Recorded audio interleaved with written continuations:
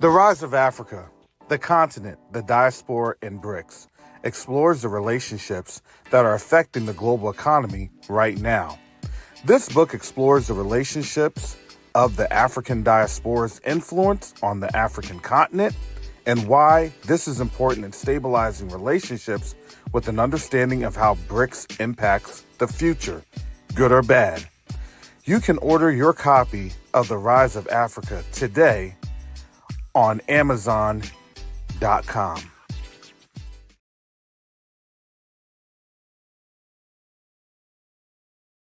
Neo-diplomacy is the new currency. Neo-diplomacy is the new currency. The reason that I can say that is you have a couple of different factors occurring right now as we speak on the world stage. The dollar is being disrupted. Nations are no longer wanting to engage with the United States. But the third factor that affects each and every one of us is that there is a diaspora from the African continent that's willing and able to engage our brothers and sisters on the continent.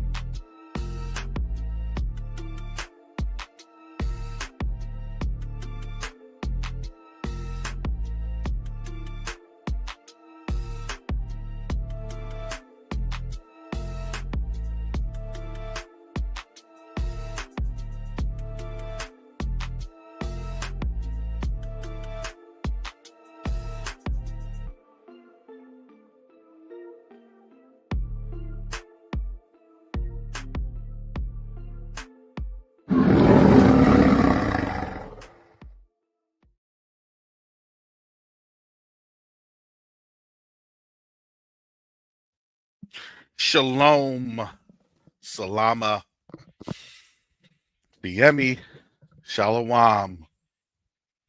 Greetings to all my Israelite brothers and sisters from around, the world. Whether of the bloodline of Abraham, Isaac, and Jacob, the house of Israel, or you're a Gentile grafted into the house under the blood of Yahushua HaMashiach, I welcome you this morning, late in the morning, a little later in the morning than what I am used to, what we're all used to. But thank you, family, because I definitely needed to get some rest, some sleep. You know, even though on my Shabbat on Saturday, I was still up and about because there are some things I had to do for my family during that time. But I also knew I wasn't going to be able to travel on the Shabbat. Last time I tried to plan for that back in Ghana, it failed miserably.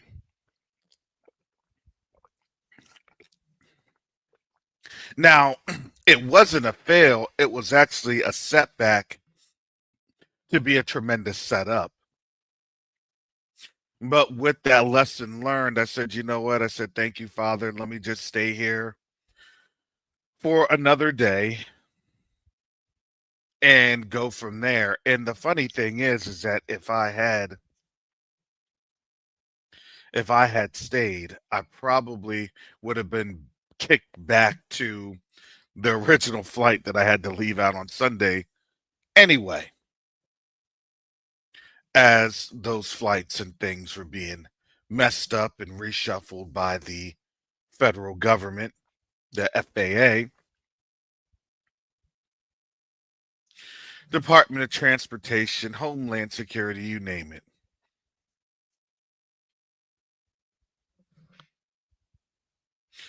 And it was funny in this aspect. I said the future that is taking shape. I'm going to tell you this. I got up this morning. I had a lot of things on my mind. I said I probably could take the morning off. I need to get this thing done. I got to get this thing done. There's some things that's utterly important that affects livelihood if I don't get done.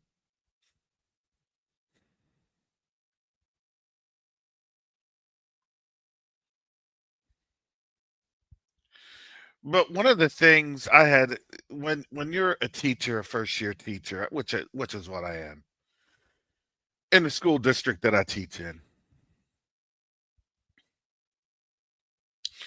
and one of the things that really turned me off. I'm there. I know the experience that the Most High needs me to have. I know why He needs me to be there. That's the funny thing. It's like, oh, you're just there. I know I'm there, but I'm there because I know the reason, which is pretty nice to actually know why the Most High needs you in a position, a circumstance.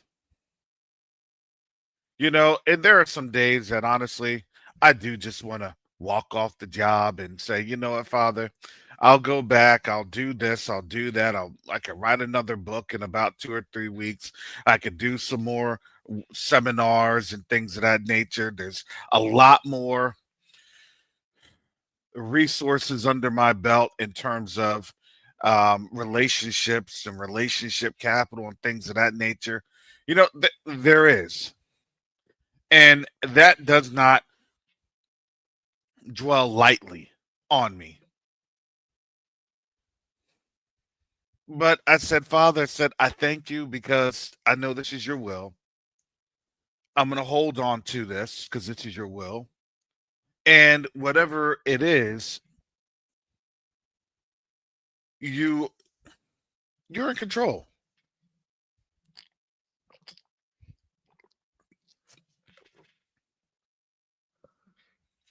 And so yesterday, my day had shaped up pretty interestingly. Sometimes when I just say keep me up in prayers, I say it because again, there's a lot of things that I have going on in the background. A lot of people that I'm meeting, a lot of people that I'm interacting with. If one could only know, a lot of these people that have influence in the places and spaces, a lot of different programs and other things, people that are helping on out. Look, we have folks that have been providing many, many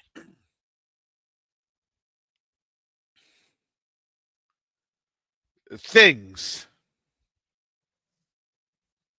resources, things of that nature. I think I shared that with you all via um, one of the resources Sister Shar shared with me.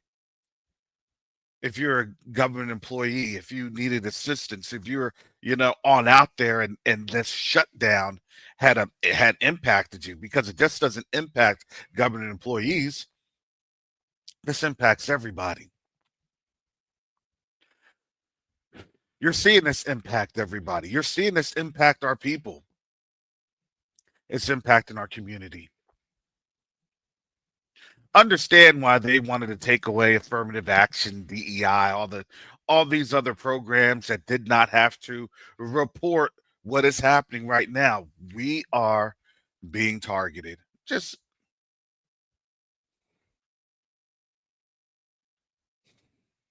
it was telling to see 300,000 black women had lost their jobs. But the funny thing is, have you noticed that that's the pit that they try to use? That's the setup that they try to use. It's black women. It's black women. It's like, what happened to the black man?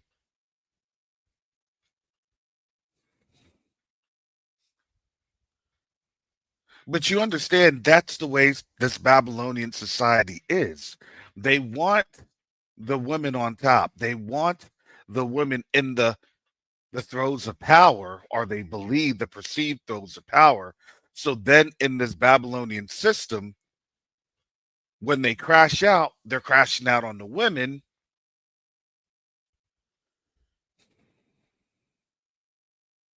because of how the system has been disruptive towards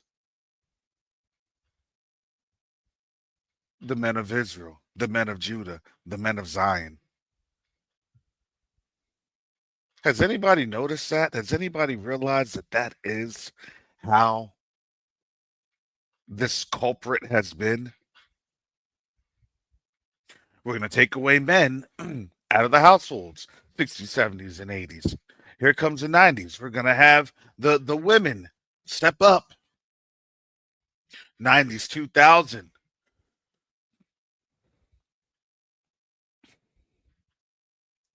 Then 2010, the women are the boss chicks. And this isn't to denigrate women or to denigrate our women. Matter of fact, our women are the smartest women in the world. They are.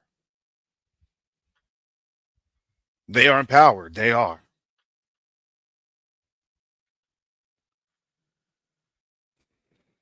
But what Babylon has done, Babylon has caused the takeover spirit. And it's funny. It's funny. I'm working on a project with my family. I asked my aunt a couple of weeks ago. I said, "Hey, I got a lot of stuff happening. I'm doing this thing on the continent. There's a lot of things going on. Can I reach on out to my cousin to have her help me on out?" Both my aunts said absolutely not. And they said, "Karis, listen, baby. You know the auntie speech? The auntie speech. You are my brother's child. Listen, baby.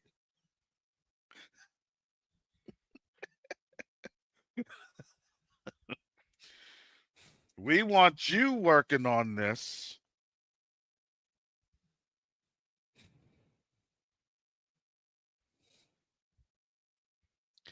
and not her, because if you involve her, she's going to have the takeover spirit."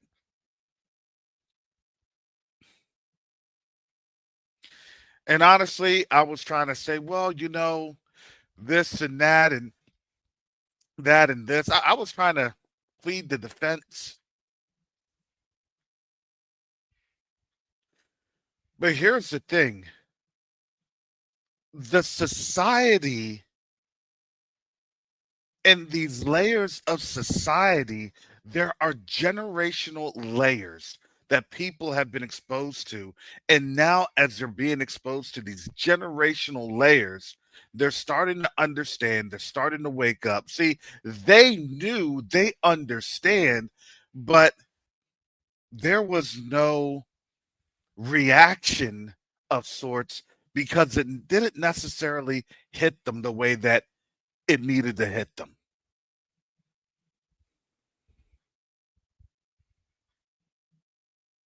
And these are two of my aunts that, let me tell you, they have always been very, very engineering, pioneering, you name it. But when they said that to me, it was the understanding of, listen, we know how you move. You move righteously. When I had first started off on this project with my family, I said, you know what? I told my dad, I said, Dad, we need to get your sisters involved. Both of his brothers had died, my uncles. And I said that my dad was still a little, and my dad was the one that brought in my cousin that had the takeover spirit. Now, let me tell you, the funny thing is, I was doing some things with that project. It was getting on up there, but her takeover spirit, it got to the point where she said this, that was me that did all this. That was me. I'm like, okay, you didn't even know anything about this until my dad had said something. This was also the same cousin that had knowingly cooked for my father to have him eat as he was actively having a stroke incident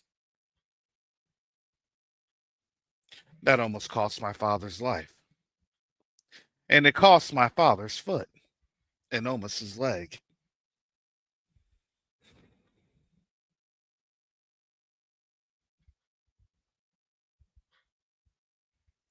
You know, I'm still not over that incident, but I said, look, I forgive her because the realization is that's going to be something she has to account to with the Most High, because all she's going to do is lie and lie some more. Let me tell you how cold she is.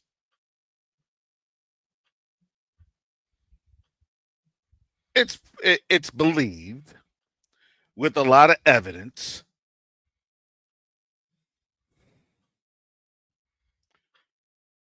she had fed her dad something that he was not supposed to have during his bout with cancer. A couple days later, he was deceased. She was taking care of my uncle. So the one with the bout of cancer, that was my dad's twin. The uncle, the older uncle, which is my one of my aunt's twins, fraternal twins. She saw the decline and she had him sign over his life insurance and all of these other assets to her. And that left a bad taste in my family's mouth on my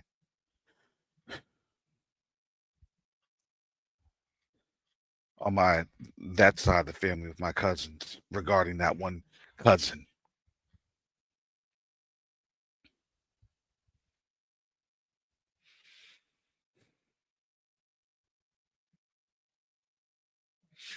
We suspect that she was probably sending text or other sorts of media posts, calls to her deceased husband.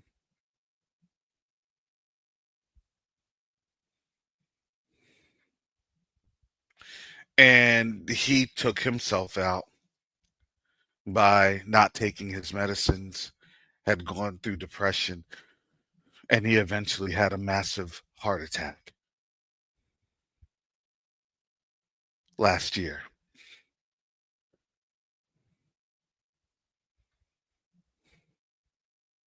Oh, it was. Don't worry. And I reported it. Don't worry. We reported all the elder abuse. And guess what? State of Florida, they don't care. He's black. They don't care.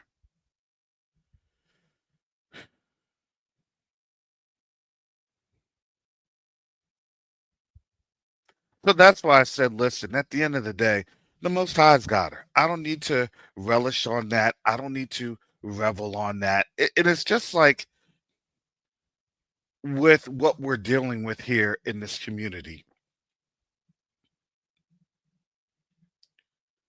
If you're still just relishing on the Most High's judgment on the people that are being judged,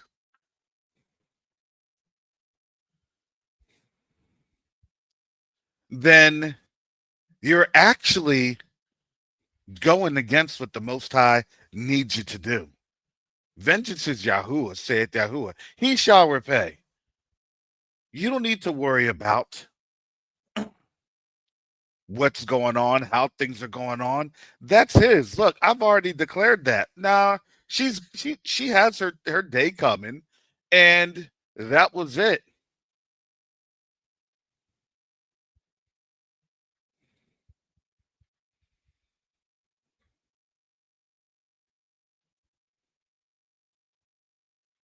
Now, she always has the opportunity to repent. She always has the opportunity to turn around, ask for forgiveness. But we already know the pride of this nation, because the pride of this nation is literally on our people, on our people.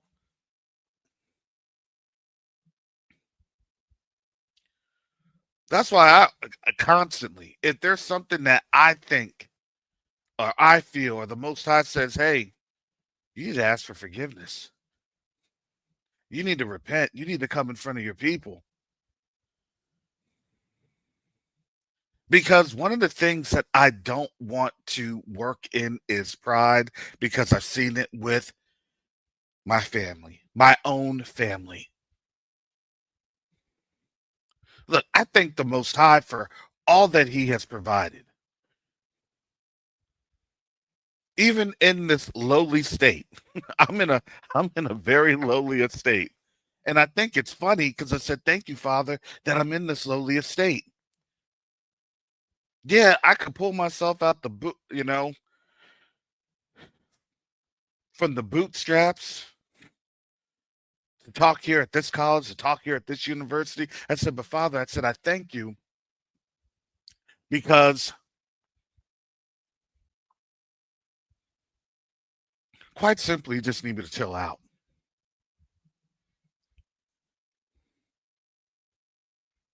Yes, Brother Asaph, I am still working on my doctorate. I literally just got cleared for my institutional review board last month, or excuse me, not last month, last week. It was last week. And it was right before I went to New York. I had a lot of things going on last week. People that I was meeting with, people, there are a lot of things. And you know what? I can't tell everybody everything. Just know that I'm doing my best as the Most High allows me to work. But the funny thing is, I know that the Most High, sometimes He just has me chill out because I always need to keep Him in focus. And when I get put on ice, my biggest issue is that I always want to do, and then I start to complain. Well, Father, well, Father, this needs, well, Father, and then I tried to plead my case. Well, we got this and we got that, and I'm getting threatened and we're getting threatened, and these other folks, them folks will swoop on in and do this and do that because that threat has been.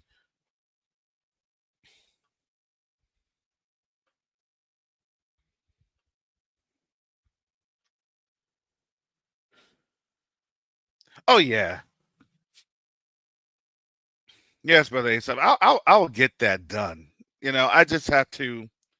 Um, I just have to interview people with any type of knowledge or understanding of the just at least the African Union, and if there's any type of organizations that they may have on the continent. So there's quite a lot. I have resources to go to. I just haven't leveraged them just yet. But when I do, I'll have people come through. It'll be relatively quick. I was going to work on that today. That was one of the things. I just send this email to this one important person. I think we know who that person is.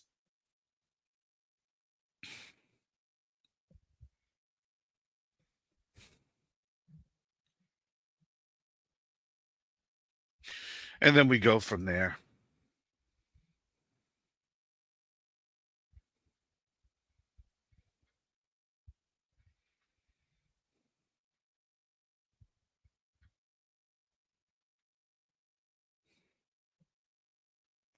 I hadn't seen me reference. I didn't see the reference, Brother Asaph. I'll have to take a look. The best way to do that, you just have to email me, and I will read your emails. It'll take a minute.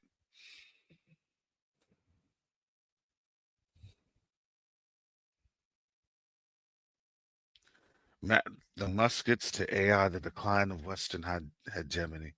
And that's what it is. We are seeing the decline of Western hegemony.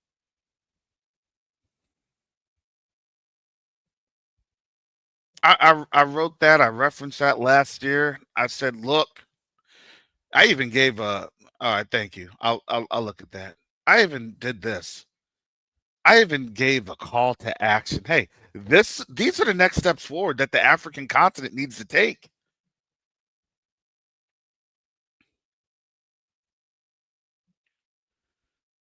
Resource management, resource control, but they can't do it without the African diaspora. They can't do that without us. Do you know how many times I hear that from my brothers and sisters on the continent, on the ground? They're like, look, we try to do this thing our way. We try to do this thing this way. And what ends up happening is, they get that for, I hate to say this for lack of better words because of who this is coming from. But their eyes start to buck.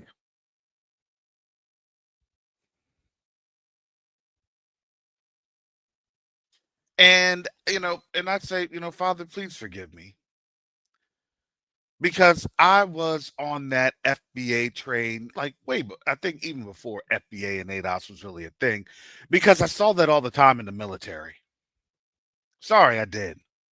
Happy Veterans Day. I did. I saw that all the time where you would have folks from the islands. They didn't understand the culture. They didn't understand that they were just a commodity. And then they would always try to work on me. Oh, you need to, and this was obviously before my awakening, but you need to make sure you're doing this and you need to make sure you're doing that. I had those.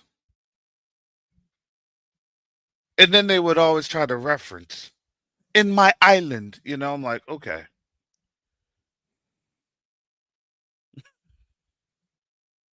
all right, here we go. We'll see where this is going.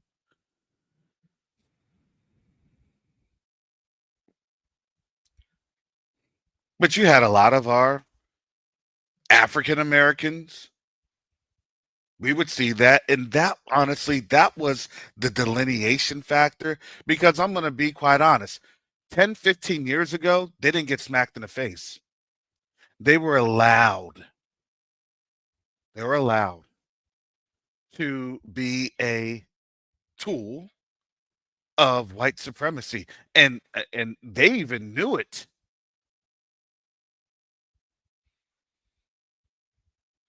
You have all these opportunities here. You're squandering these opportunities. You don't even know what the island looks like. And I would just look at them like, okay, if you say so. Because for them, it was, they didn't like me. They didn't like me because I was peculiar.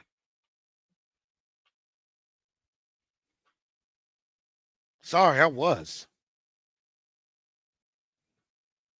And they would always say, well, this dude thinks that he can do whatever he wants. No, I just know how this game is because once they get something from out of you, then they're going to throw you away. So you have to be 10 steps ahead of them. And my 10 steps ahead wasn't on my own volition. It was, thank you, Father, because I know that I'm surrounded by all these wolves. Thank you, Father, because I know that at any moment they could say, hey, thank you, Captain Copeland. We appreciate it, but we're not going to put you on any orders.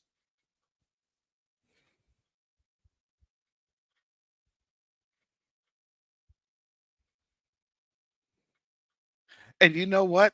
The I'm going to tell you this.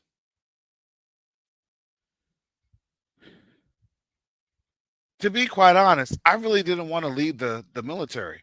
I liked the military. I liked what I was doing. But I knew that I had to leave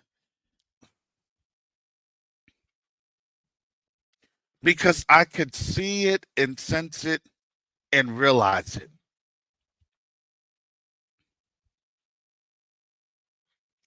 I said, yeah, these next 4 years are going to be a holding pattern. This holding pattern is going to be about how loyal you are, and your loyalty is going to be with the lollipop. And then that lollipop is going to determine this and that. I said, but I'm not going to do the lottery of stupid.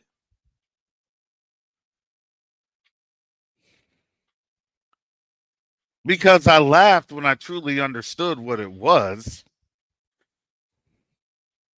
And it's not funny. I said that's the most demonic thing I could ever have understood. And I knew what it was.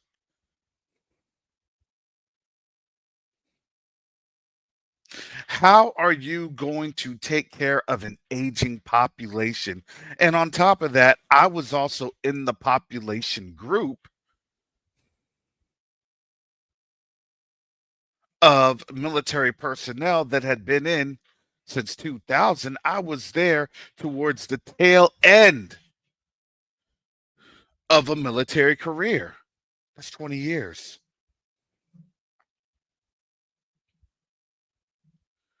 I was the target. Oh man, you're retirement eligible. You're this, you're that. And the crazy thing about it was they had already sketched out. They had already sketched out my path. They do that if you didn't know that. They go into the back, they go into their reserve affairs, their military affairs. They look and then they sketch you on out because of what you've done, what you've completed, your KD, your key development. I was on the path to colonel. That was a given.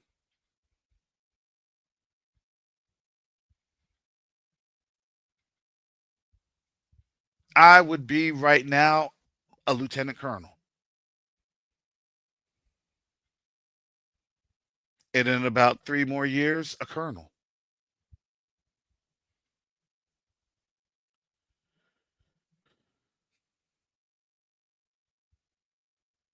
And then right at about 55, I'd be buttoned up against being a 1 star,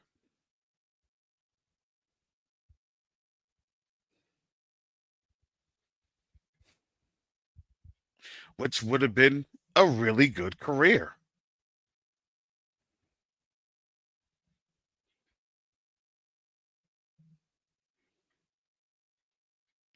But the funny thing is, they looked at me like I was crazy, like, hey, man, they were trying to throw more deployments at me. Oh, man, you can get this per diem, you can get that per diem. We'll give you this, we'll give you that. They were trying to give me the world. Sir, just make sure you do your PHA to get your shot. And then we'll get you in for your orders, and we'll send you over there for a year. And I'm like, yeah, a year is life changing money.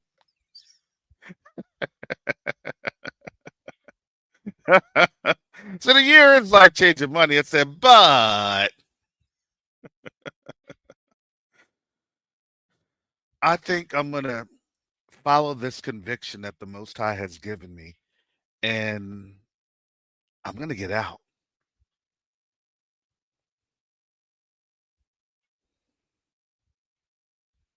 because I knew something wasn't right in that generation. I knew it. But I saw that in the first Trump administration.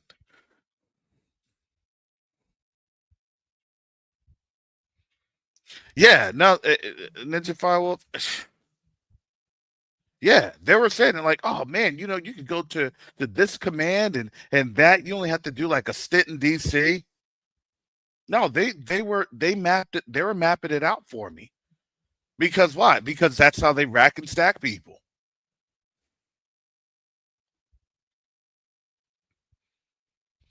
I knew how to play the game. I played the game very. I was very awesome at playing the game. I was good.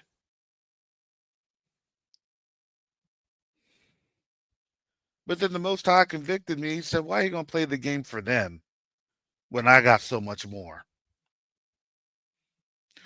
Ooh, you're right, Father. I am a Yahudim. I am an Israelite. You're absolutely right, Father.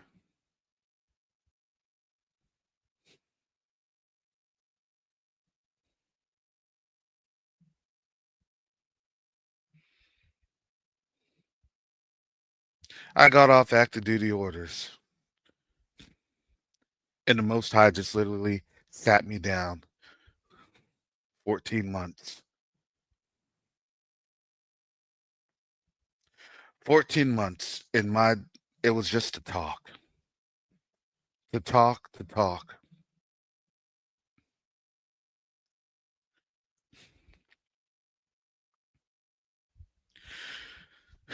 That was painful.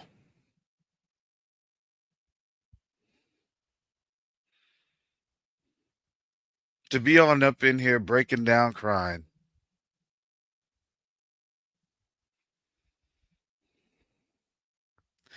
telling people about my failures.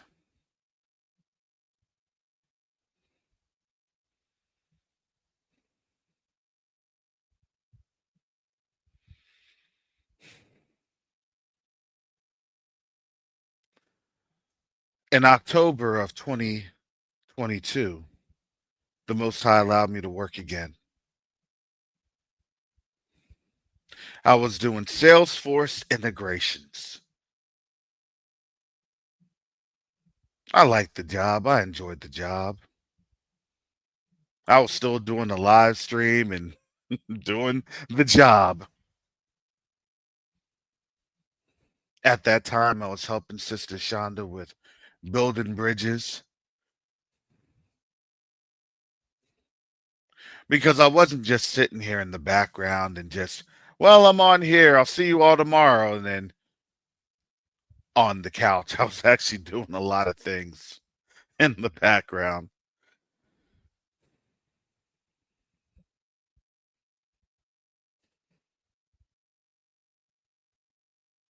But what the Most High was doing, He was showing me to be a faithful servant with building bridges. I did that for a little over a year. I had taken over building bridges as Sister Shonda had moved over to some other projects. If you didn't know, Sister Shonda is a very, very hard-working woman of Yah.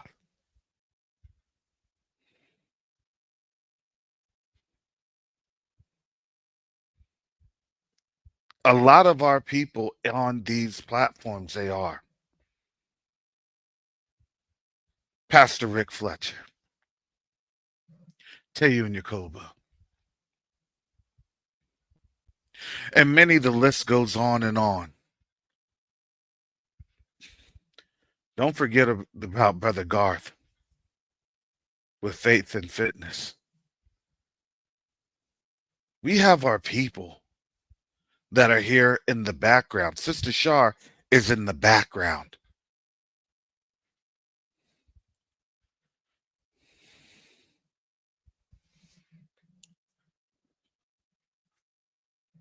Providing legal support. Can you believe that? Legal support and analysis that people pay millions of dollars to understand. They literally dedicate foundations, institutes to that.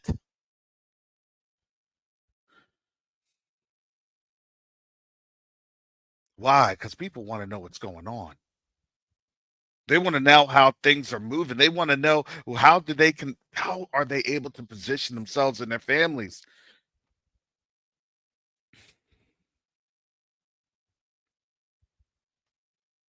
Yeah, Sister Fatea with thy written word out here on these TikTok spaces. We're here as a community, as a group, to encourage each other.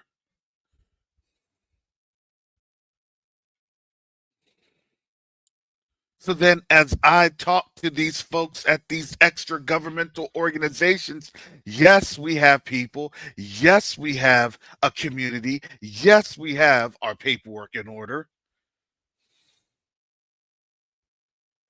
And then that gives our people the opportunity to mobilize and show their works, their talents, their gifts.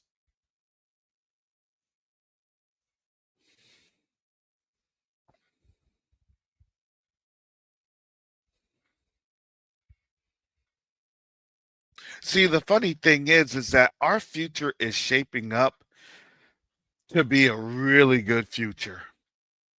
Their future is shaping up, if you noticed, they're actually getting,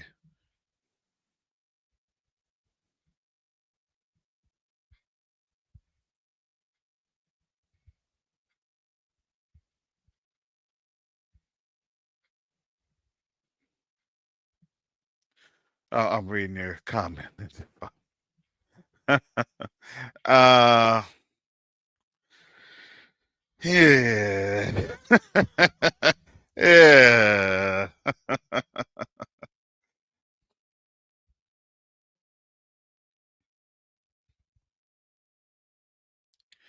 It's not the fact that you're going to fear. Look, sometimes what the Most High will do is he'll give you that warning.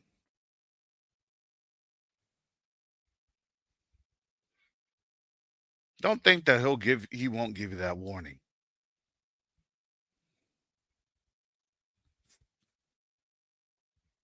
Funny thing is, I had a conversation with Brother Walt last year, this time, matter of fact. And we had a little bit of a discussion. And Brother Walt was stalwart. He said, look, I'm not going to do anything without the Most High telling me to move. And I was, bringing in these hypotheticals. That's just what I do. That's just who I am.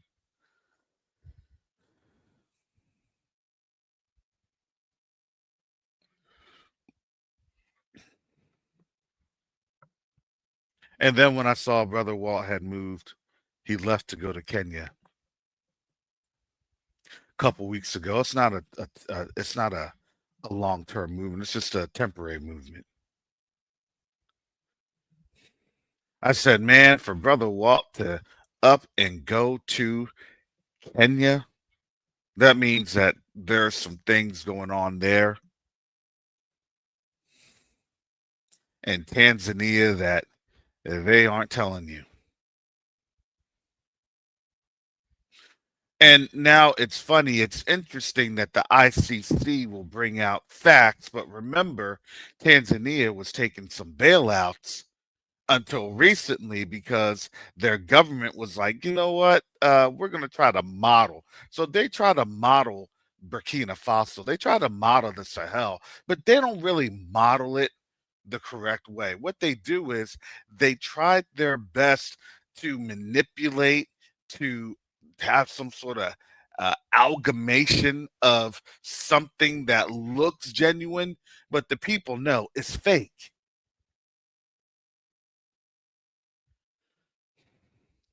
And right now, what that leader got caught up in was she was serving two masters. And that's what a lot of these leaders are caught up in with Ruto, Suluhu of Tanzania, Ruto of Kenya, you name it. They done ousted that one Alino or something, Alina. in Madagascar because they weren't playing the game. These folks are not playing the game. And now the West is panicking because they realize that they are the losing team. Yeah, Museveni's the same way. He's serving two masters.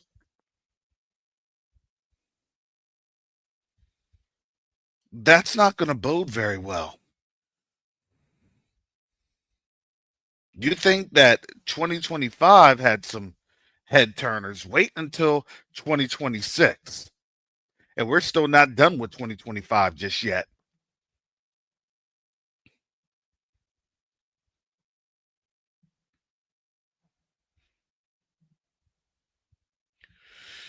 But understand it, and I have this. I wanted to share this one in the chat. This is from LinkedIn.com news.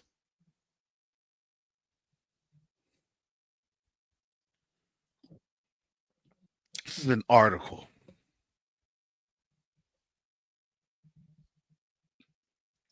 Gen Z thinks cash is cringe, survey finds.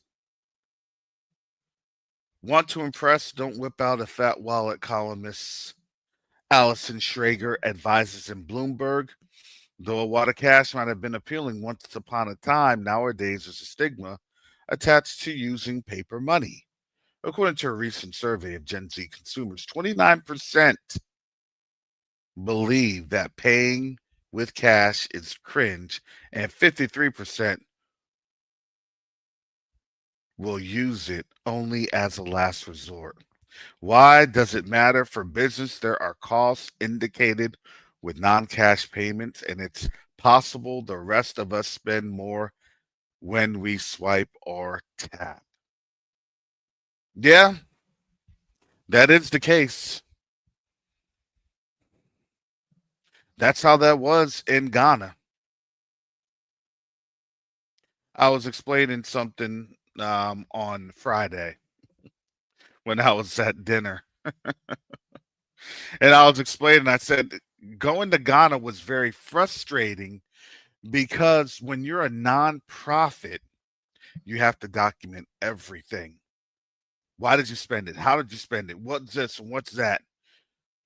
And because of the lack of receipts, I'm like, I got to start taking on these costs because there's no receipts. I kid you not.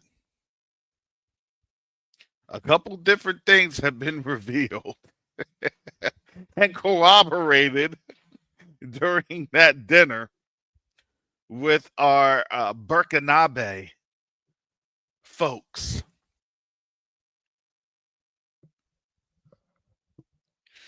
And it was funny, we were laughing because one of the people at the dinner, she's a doctor that she was the sister of the doctor we met with.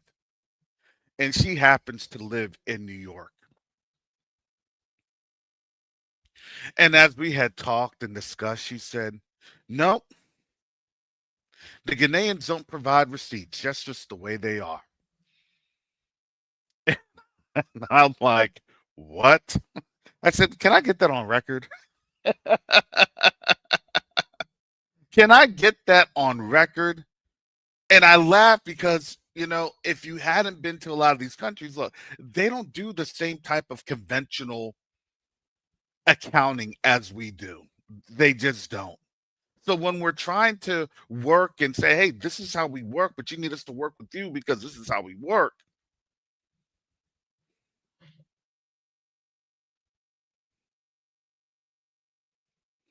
It's hard for our people here to truly understand how our people over there do business and conduct business. And if you want to save money, which is what I was there to do, I'm like, I got to save money. Then you're going to have to work how they work. You're going to have to adapt and make note of how you adapted. hey, this is unconventional, but I was able to save at least $250 a day.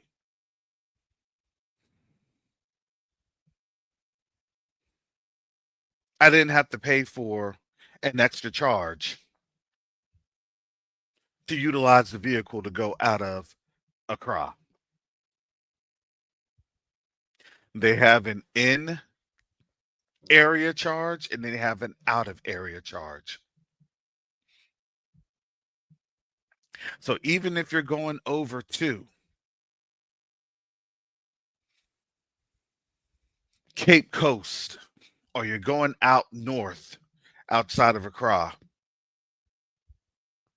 you have to pay like an extra $40 a day for a vehicle.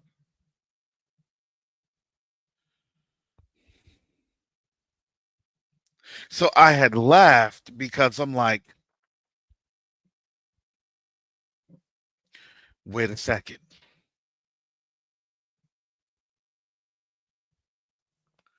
I wasn't the only one, but she said, no, that's not the case.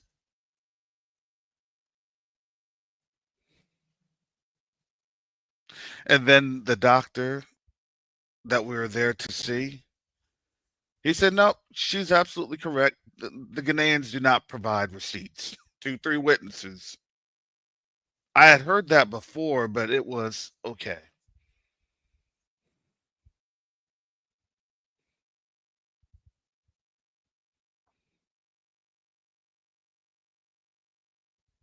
I also got the understanding of how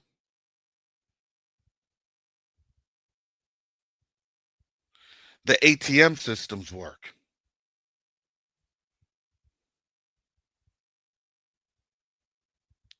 Because then what ended up happening,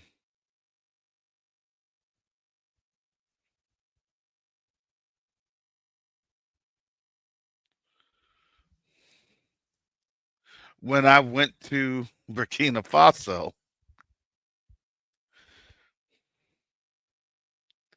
I was taking out cash from an ATM.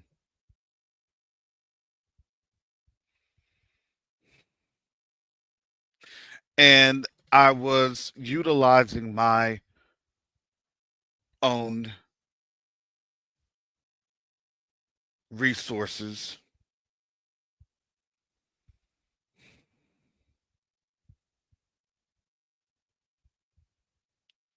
Now, let me tell you this.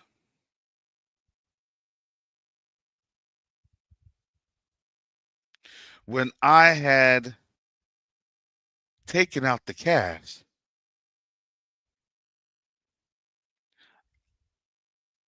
I was still trying to like, position myself. I with my wallet, with things of that nature. Excuse me.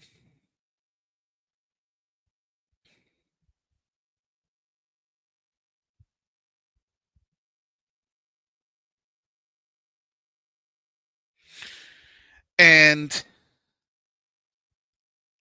I didn't get the cash in time.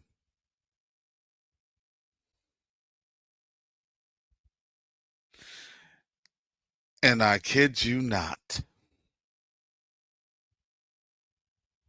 the ATM snatched the cash.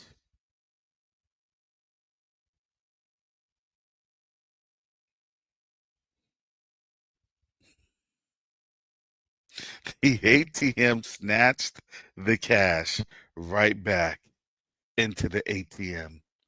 And I'm looking, I'm like, what just happened? Wait, what just happened? And I was shocked. I said, okay, I'm here in Burkina Faso. We're trying to do this. I'm working on the delivering of this container. I don't want to just be that American, right? It was an equivalent of almost $200 that I had taken out. So the ATM grew up in Baltimore.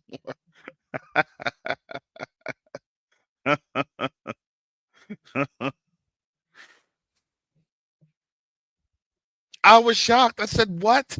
What's going on? What's this?"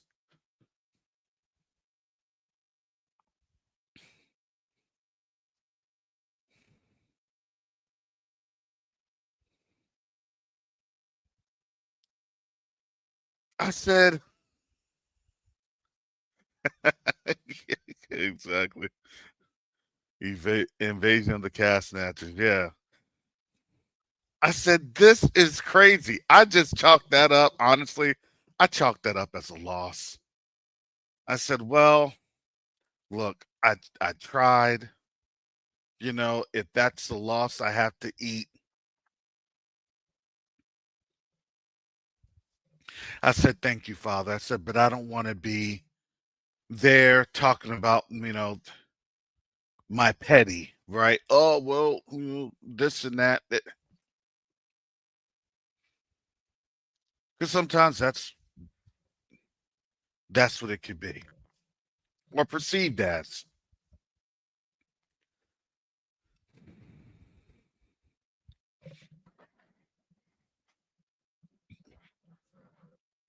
So I didn't want to have any issues or anything else of concern. So I just said, "Well, thank you, Father." This was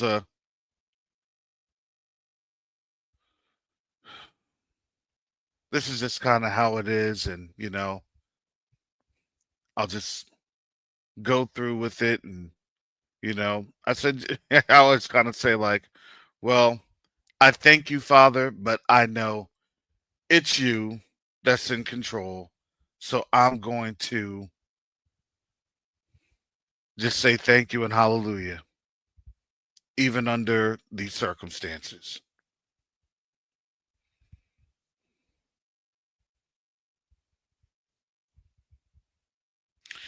And yes, I was said, "Man, I'm just gonna have to eat this cost."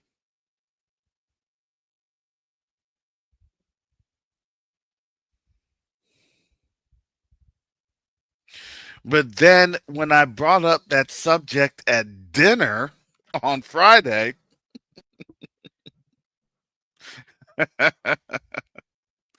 the doctor that we were there to see, he says, "Oh, your money got pulled back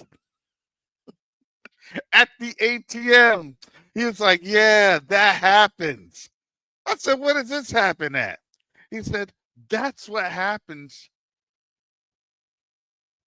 in francophone countries." I said, "What?" He said, "Yes, that's what happens in francophone countries. If you take too long getting your money back or getting your money, they'll snatch it back if you take too long." I said, "Okay." I said, "I never heard that one before." He said, "Yeah, that's what we do. That's what francophone countries do to prevent fraud or things of that nature." He said, "But it should credit you back." And I'm like, "Okay, that's interesting." Two or three witnesses. Thank you, Sister Pamela. You have to be quick. It happened to me.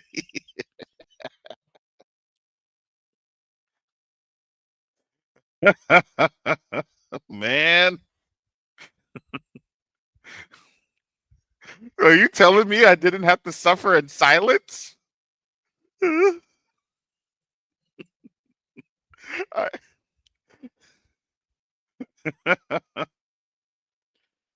yeah, they would steal your money. I was like, "Heck to the no, no." I wanted to beat that ATM. I said, "If I beat this ATM," I said, "Yeah." I said, I'd be spending the night in jail and then deported."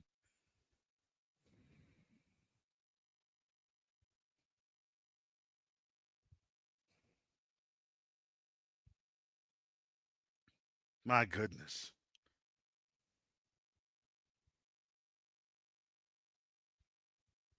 Yeah, he said, no, they're supposed to credit you them funds back.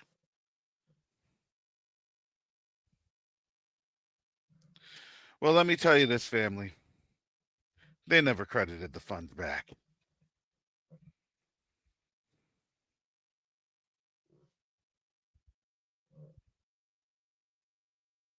And these are the things that I don't like to tell folks like, hey, you know what? I messed up.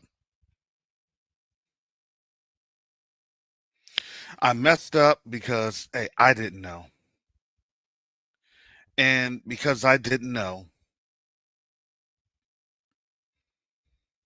I became the sucker with all my international experience and experiences.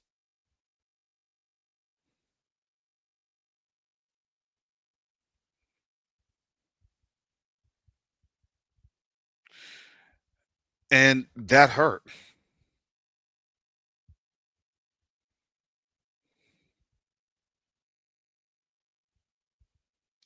So that was a lot. Yep, that was a life lesson. Nope, they didn't credit me back either. Thank you, Sister Pamela.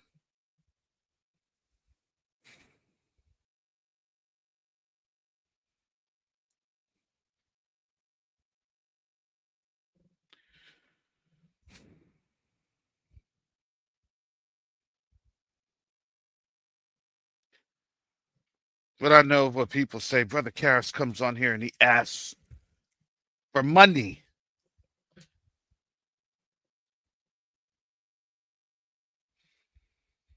Look, if I had known, I would have known. Now that I know, guess what? I just gave you all free travel advice. Hey, if you're in a francophone country, get that money out that ATM. Do it now, do it quick.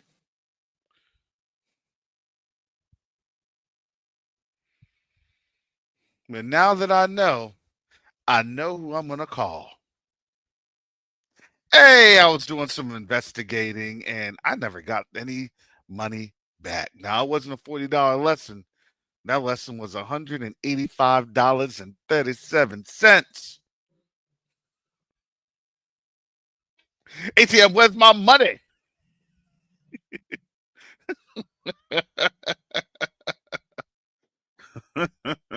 You know how many lives you could save with $185.37? Oh, you're gonna pay it back in the name of Yahushua Hamashiach. Oh, it's gonna be a hundredfold. Oh, it's gonna be pressed down, shaken together. It's gonna be dripping out like oil. Oh,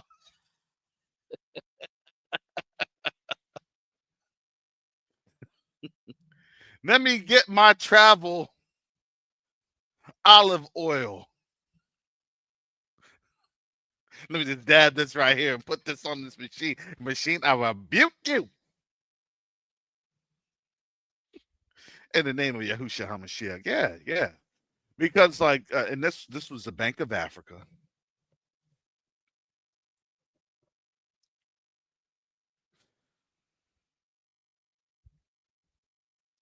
and you still have to remember,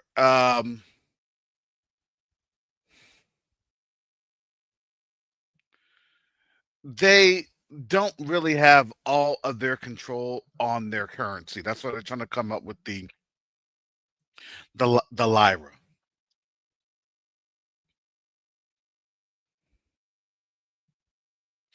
So what ended up happening is that the money, it doesn't actually go to Burkina Faso. It actually goes up to France. And I'm like, oh yeah, my money is gone. That money's gone. It's in Macron's hands.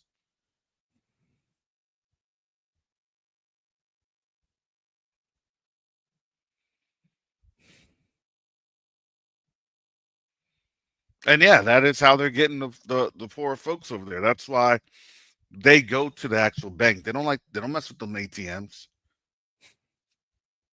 They don't do those ATMs like that. That's us. That's the folks visiting or helping, not the natives.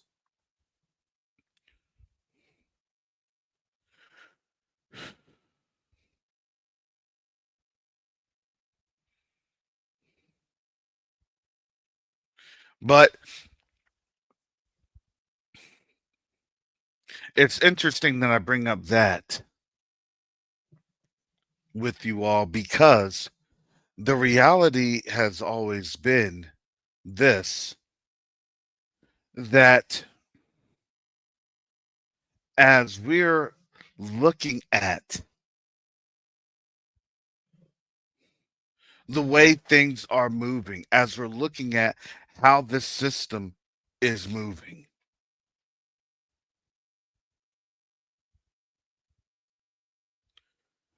we see a system that is moving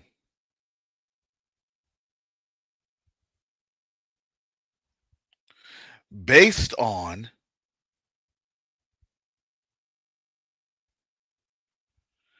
how things are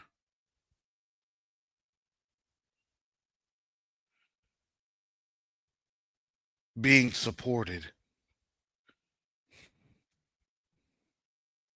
by this quote unquote next system coming in.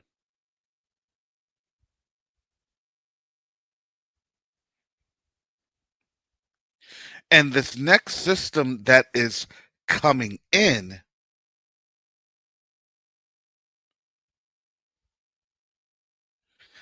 is a system that is that cashless system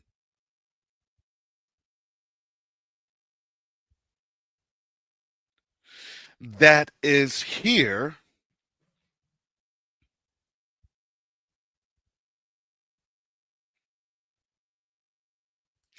to show you that, this mark of the beast system, this upcoming, potential upcoming mark of the beast system. Well, don't worry, this is a system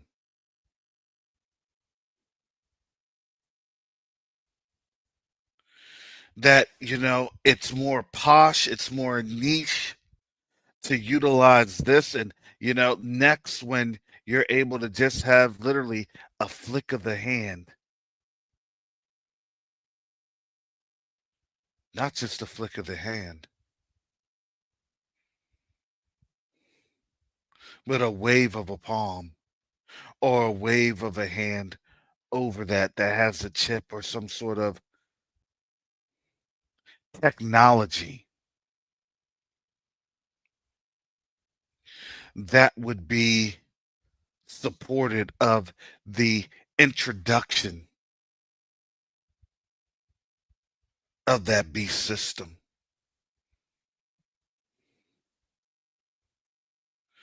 This beast system is pretty cold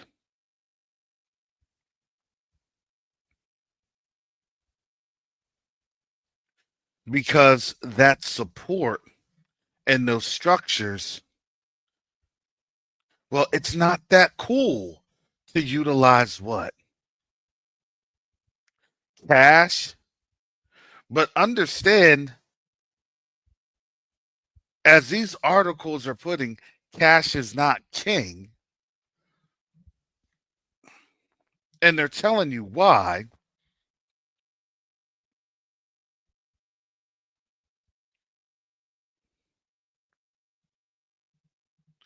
Understand there's a method to this madness with this next generation.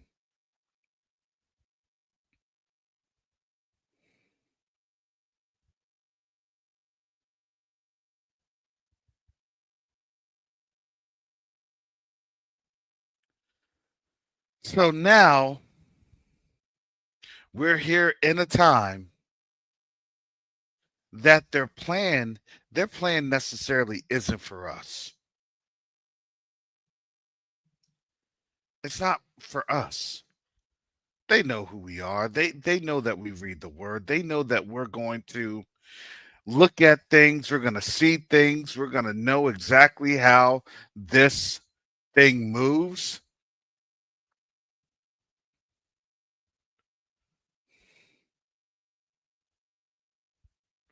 And then they're going to say to the other generation, look, it's cooler. It's not like your parents' generation, right? That's what they want us to feel and have them feel.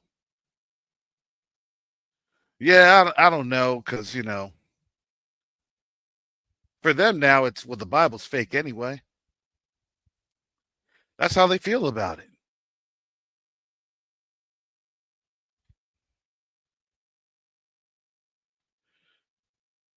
This is how they feel about it. This is how they feel about the word. Well, even if it's true, I believe the word, it had betrayed me because I wasn't able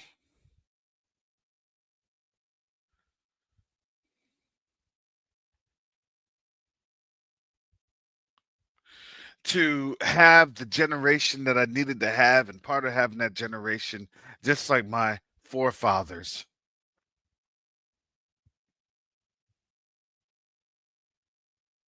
Well, it's quite simple.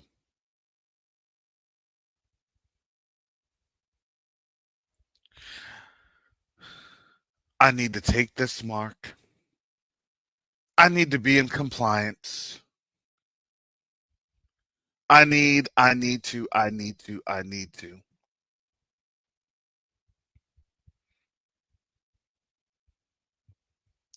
I'm telling you, they're still going to push for universal basic income. I'm pretty sure that that will be one of those conditions.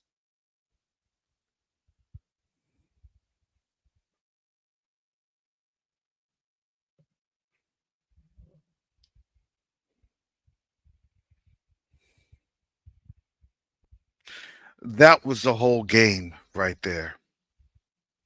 If you do everything right, if you do this right, if you,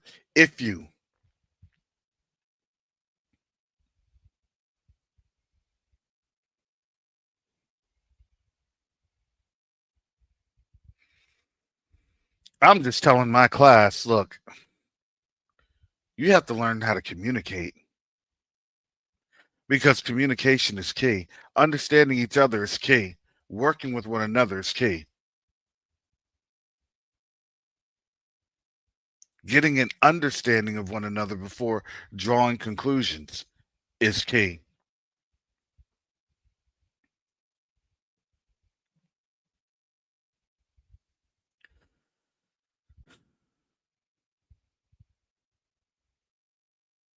There's only so much that I can tell them.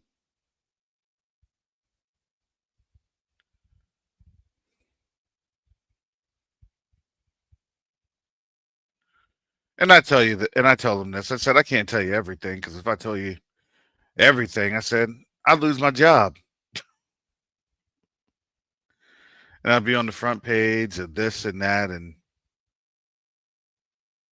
I said, so the best thing I can tell you is read and understand, and read things with the more critical eye. If something doesn't look right or sound right, I said, that's because probably something is wrong. See, the reality is, this whole world knows that something's wrong. This whole world knows that is the matter with this nation.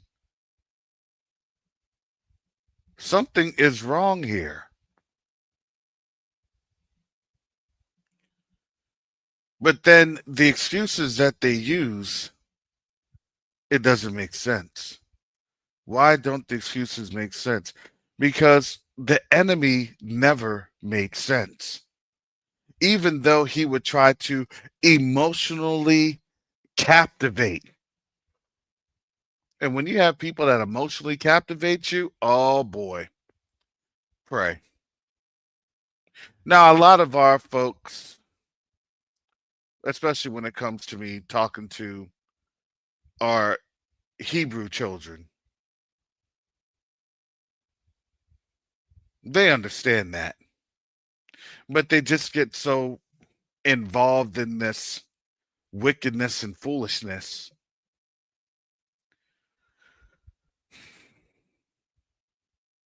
I know that a lot of them don't really stand a chance.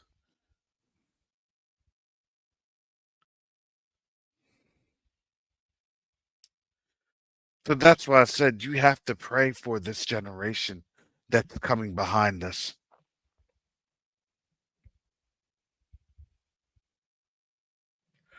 Because the reality is, truly without us praying for them, they really don't have a chance.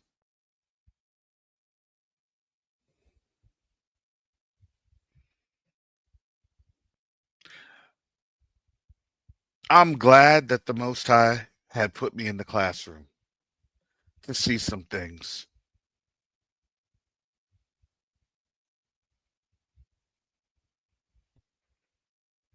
I'm glad I got to experience some things. I truly didn't understand what my kids were going through and how they were going through some things.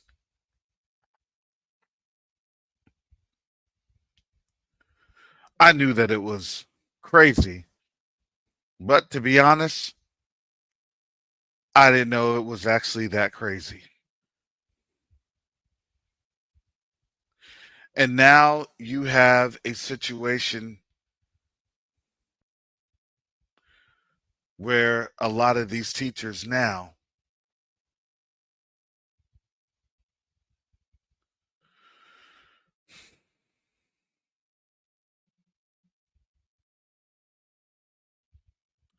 they're up and leaving.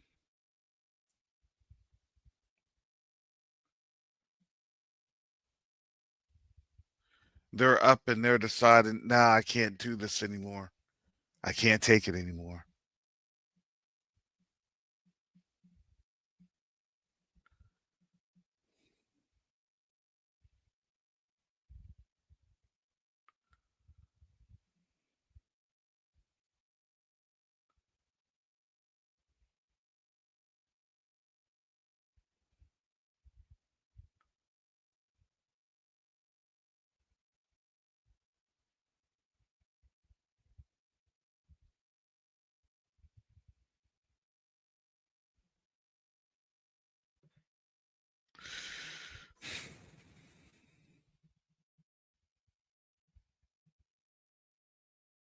Yeah, I knew I was going to teach, but a lot of the teaching.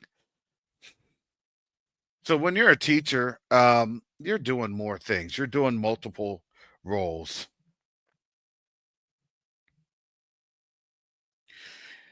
Still got to do business. Still got to, work on things. But as you work on things, then you counsel folks. You explain things to folks. You help people. Believe me, I didn't want to be on up here. If it was my way, I still would have just been in the background and just been doing my thing, working. If it was my way, I would be doing what my cousin is doing. And honestly, for quite a while, I used to. It's my other cousin on my mother's side of the family. He started off a little shaky. He had gone to FAMU and basically flunked out because he was partying all the time at FAMU. It's a little shaky.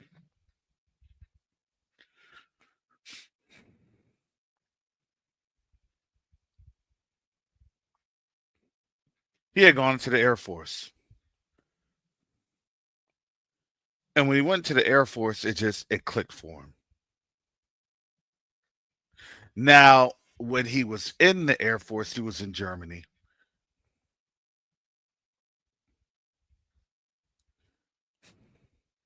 They caught him on a DUI. You don't know why he got a DUI?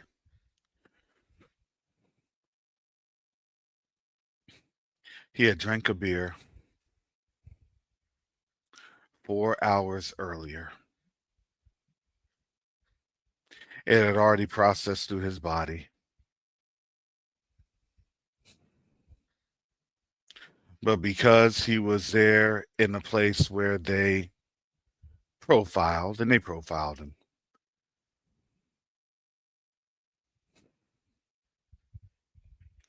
he was trying to fight the allegations and the charges, and it didn't matter.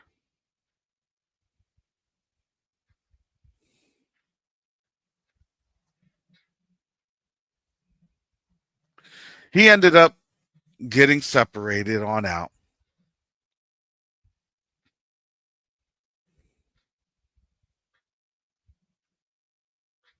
because he was trying to do a reenlistment and he was trying to become an officer because he had just finished up his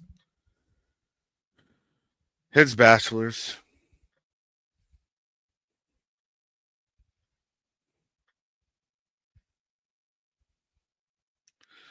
This was devastating to him. I remember that. This is back in 2019, 2020.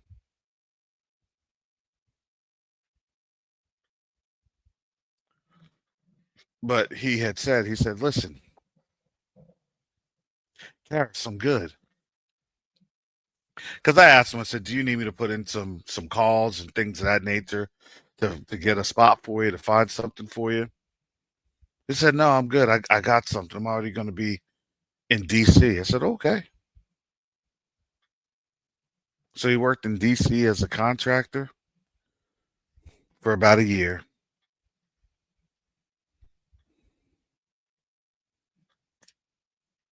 And then he switched over to a GS.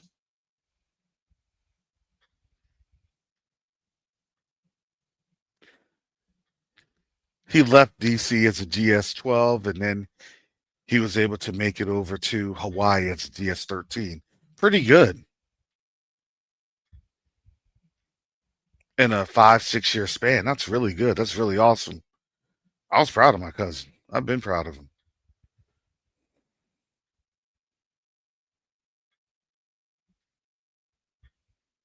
Because the funny thing is, he listens to me.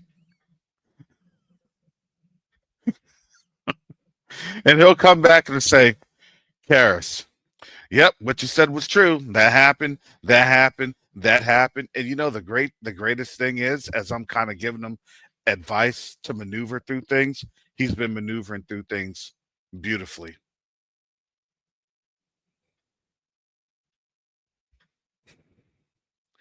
And it was one conversation we had this like I think about a little over a week ago. Because since he's a Y in a Y, that time changes a little interesting. But he was telling me about some things, and he was like, "Yeah, you called this, and I saw this with my own eyes, and you said this." And I'm like, "Look, you know," and I told this to my cousin. I said,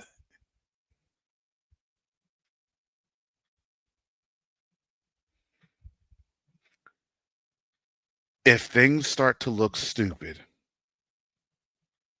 get up out of there, leave, and we'll get you taken care of." The reality is, he's not getting paid. He hadn't been getting paid, and he was seeing people drop left and right. They had him literally traveling to Germany on their TDY or TAD, whatever you want to call it, temporary duty.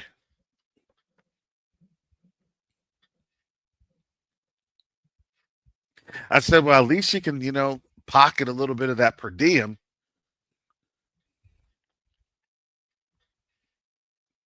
He told me this. He said, we can't pocket the per diem.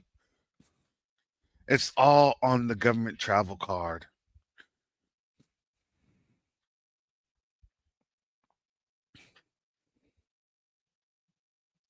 They're locked down. I said, oh, man.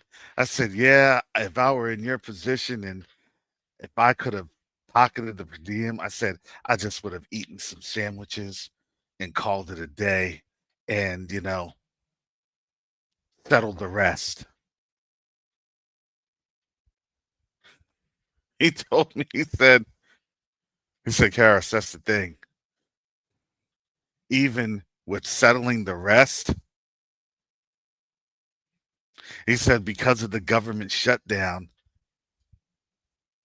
they don't even have their credit card bills settled. I said, oh, that's horrible.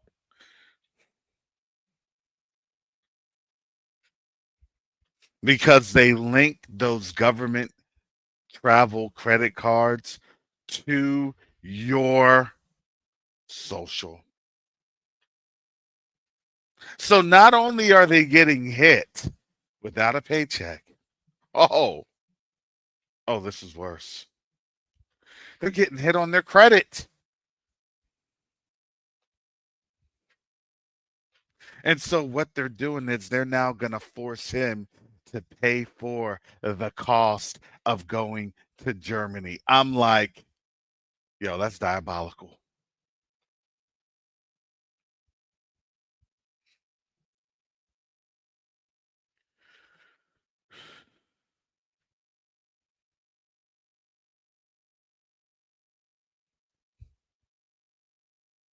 I said, I told my cousin, I said, for your sake, please, please don't volunteer to travel. Or if they do try to have you travel, I said, I would tell them, nah, I can't do it. Why can't you do it? Listen, I'm sorry, but that's a burden. You already had me here not getting paid, and now you want me to travel? You could be spending thousands of dollars on travel. The plane ticket from probably Hawaii to Germany itself is probably at least $2,500. Hotel is probably at least 250 a night. So imagine you're there for a week. That's $1,200 to $1,500 plus then transportation, another probably 1,500 plus food. You're probably already dropping $6,000 or $7,000 because then they'll tell you, no, you can only eat at these places, you can only eat at these spaces, and you need to go somewhere that has a government credit card, and you have to eat here because they'll tell you, well, there's probably, and they'll give you this, they'll give you a little travel restrictions. Matter of national security, you got to be spending money. That's crazy. You can only stay in this hotel. Matter of national security. We used to have that all the time.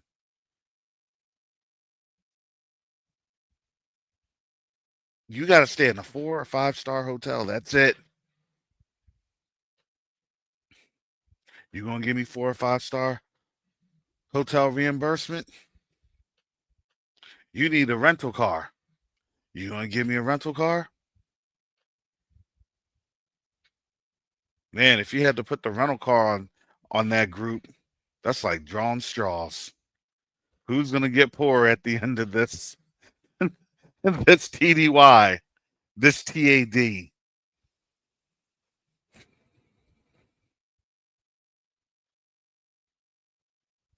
Now, here's the thing. I'm not putting any type of hope in this government shutdown coming to an end. To me, I do believe that it's still another, more than likely, nothing burger. Because then it was some other stipulations that the Republicans didn't want from the Democrats. Who knows? I believe that all this is it's all a plot to continue to draw people in to this messed up reality show. Oh, oh, oh.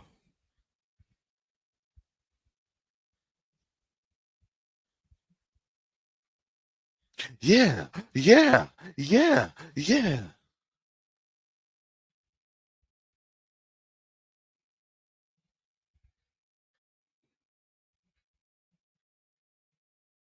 And the crazy thing, I always said, how do they get $40 billion to fund Argentina?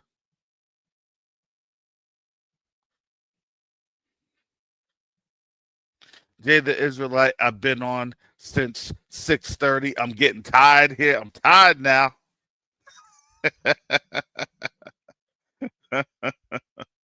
No, I've only been on since about 8:45. 8:45. Had to sleep on in. I'm sorry. Please, I apologize. I had to sleep on in.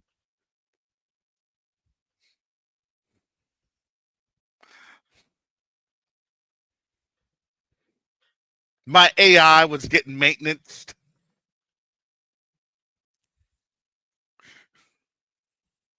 on these days. I was going through a system refresh.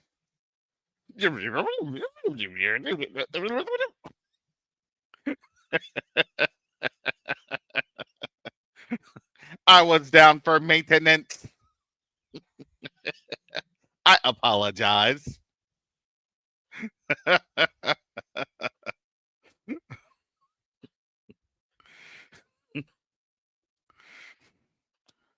Y'all wonder, like, how can you take this Negro seriously?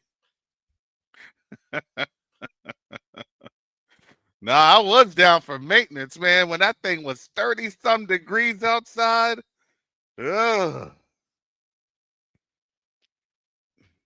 In November, that's interesting because that's only like January, February. January and February. February, it starts to get back to the lows of like your 40s and 60s. Then it starts climbing to your 50s and 70s. And then you start to get to the upper 70s around, late April. And then you pretty much by May, you're about 80, 85 degrees.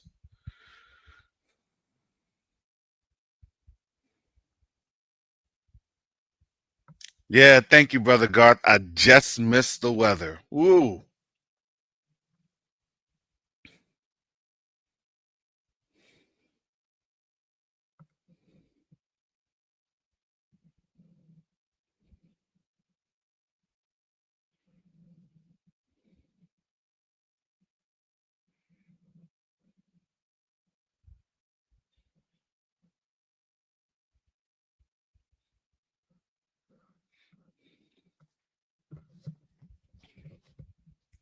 Yeah, 30 degrees. That's even for New Jersey. That's still cold. That's still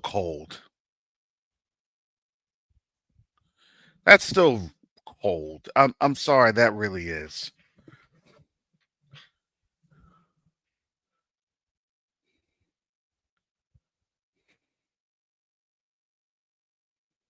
Now to be down here at 30 some degrees in Florida, yeah, even my watch was saying 38 degrees. Now it's 45. Like the wire. Nobody complains about a 40-degree day. Except you're in Florida. Nah, that's cold. Mm-mm, mm-mm.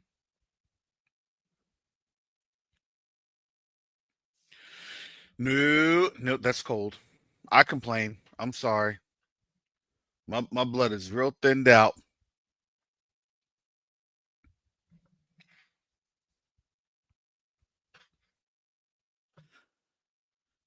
I think they said it's going to be even colder today or tonight, tomorrow.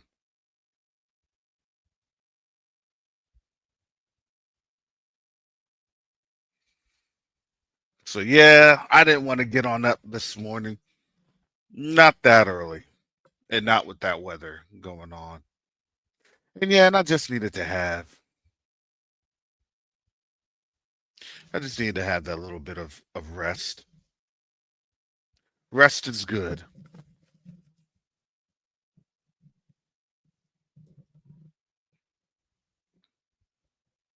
But yeah, usually it will start to snow. And I think like Veterans Day, we're talking about Veterans Day.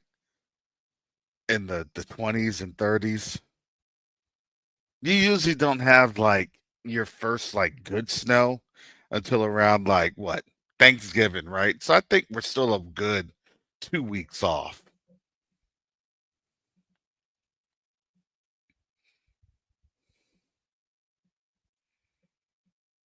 So that's what I'm saying, that this is going to be a very interesting winter. Last winter it was really warm. This is going to be really interesting.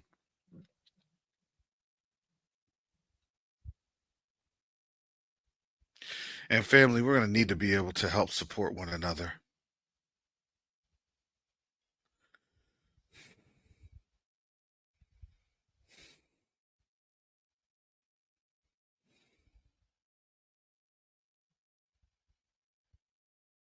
You know, the reality is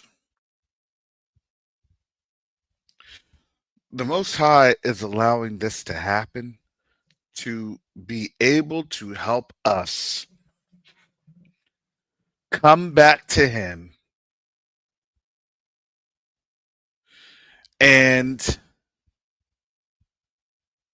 be repentant and mindful of what we did to get into this captivity. See, this captivity is no longer fun anymore.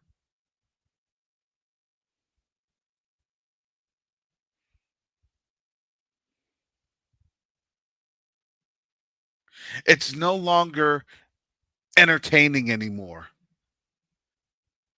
The value of this captivity is it's not like how it had been, what it once was.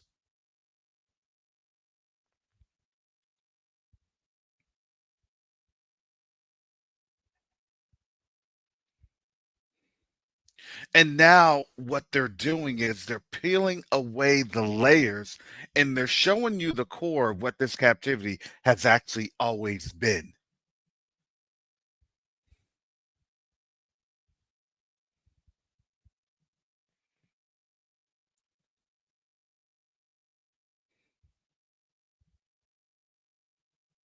Exactly, Pastor Rick Fletcher. Babylon, it lost its allure. Absolutely. It's not as shiny anymore. You know, the more that I was thinking about this and understanding things, I was like,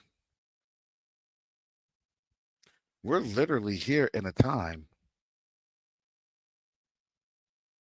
where we're seeing this country slip into a third world status. Now, don't get it twisted.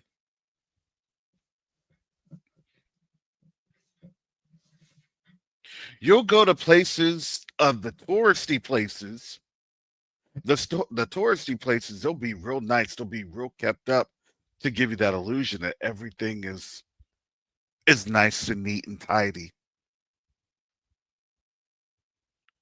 They'll sweep up, they'll wash down, they'll make clean.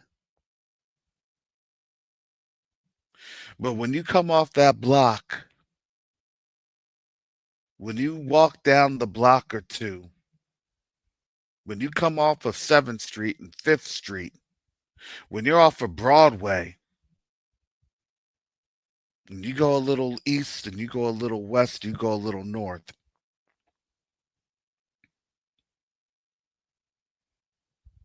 you truly start to understand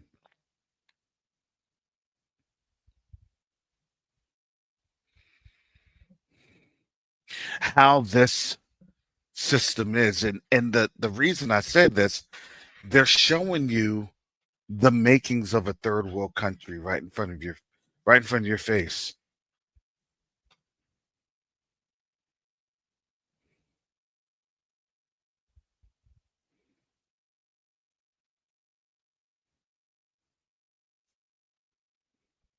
They're just not going to show you the reality of a third world country until, and I say this, until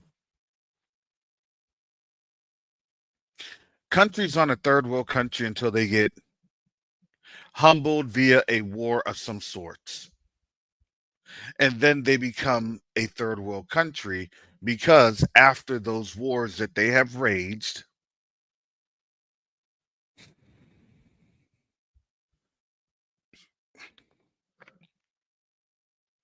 after those leaders that had done what they did, when they are deposed,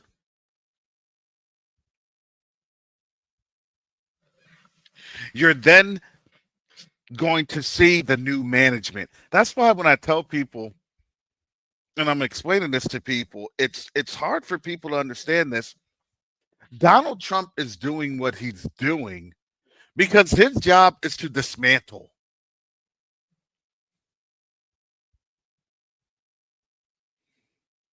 He's a builder.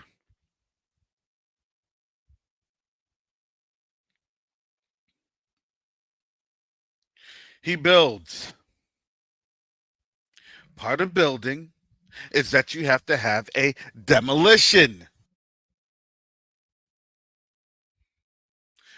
So whatever was there, it has to be imploded. Then when it gets imploded, then it has to be cleared away. And then when it's cleared away, then you have the new building. And that new building isn't going to lose all or have the luster that it once had. Because when these buildings get imploded and hauled away, they're going to get sifted through. Right? I want to see the gold that I can keep, and I'm going to get rid of the rubble. That rubble has to be crushed up in the fine dust. Because why? Because then it has to be retreated so it can be resalvaged and repurposed. They're just going to mix in more ingredients to have the same type of cement repurposed. Grind it on up, repurpose it. But the problem is the buildings aren't going to be as grand. The architecture isn't going to be as lavish. Because what was taken away is not going to have the same luster and, as Pastor Rick had said, the same allure.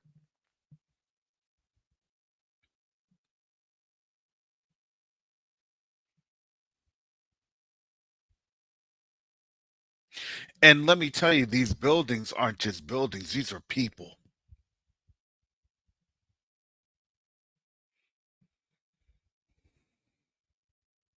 The people are the first things that go.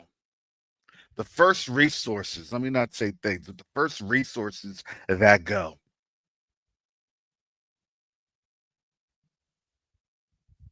Nobody's going to stick around when people can't even hardly eat, when electricity won't even be running, when there's lawlessness and chaos because you don't have a actual functioning government.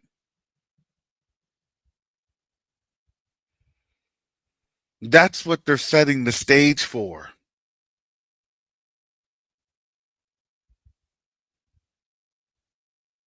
The people that have some sense, the people that see what's coming, they're out. They're leaving and they're saying, you know what, we'll take our chances elsewhere. There's other nations, there's other countries, and they're not as violent as this country. We're one of the most violent countries in the world. People don't even understand that.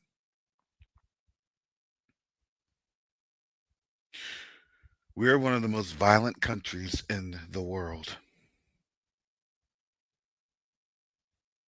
So then, if you're a country that then is looking at, well, we're going to get these refugees in, why?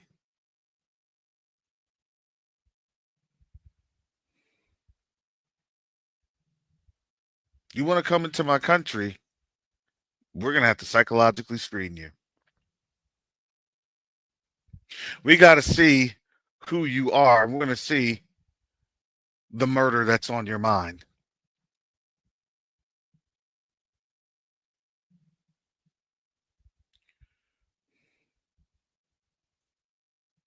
Well, I'm going to get mine. I'm going to get mine. You go to these other countries. No, you're not going to get yours. You're going to get got.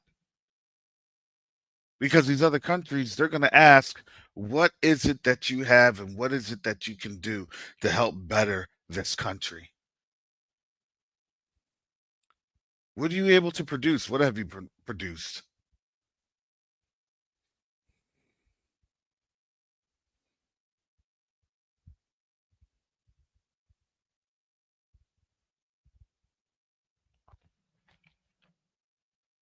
See, for the most part, America still has a lot of resources that's untapped. They still have a lot of resources that have been untapped. They still have a lot of lumber. Have you noticed they all had a lot of greenery and green spaces? Guess what? I would say in about another 40, 50 years, once everything goes, this place is going to get stripped out.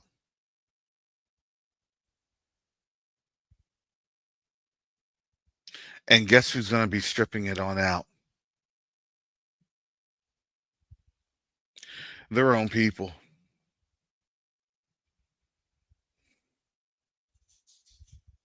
But if we take too much of these farmlands, if we take too much, how are we going to eat? How are we going to survive? I remember you used to say that to my ancestors. I think the slave or the saying was, "Why is that my problem?"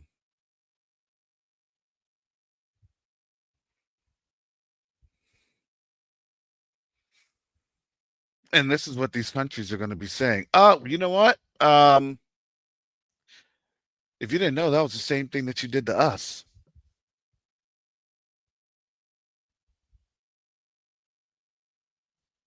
And that's why you're here. And that's why you're in this predicament.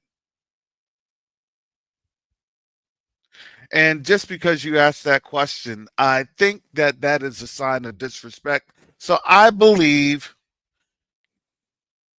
that we're not going to be able to provide you aid and food stuff. I'm being dead serious. Can you imagine a United States that looks exactly like Gaza?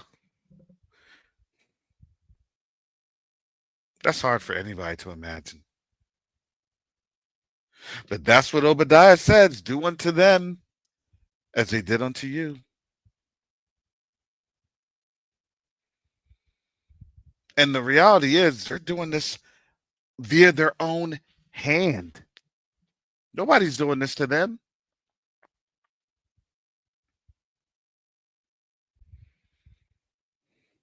We said, yep, we know who the people are. We got a little mad. We got upset. We got a little frustrated. We voiced a little bit of our concerns. But then we said, does it really matter about their judgment?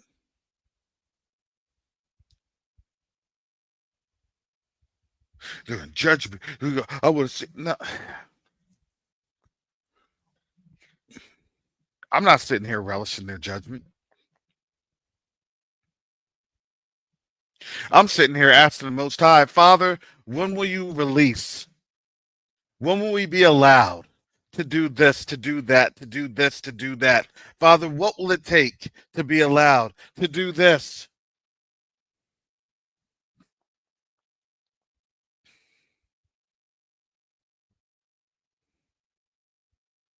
When will we be able to go and starting on this?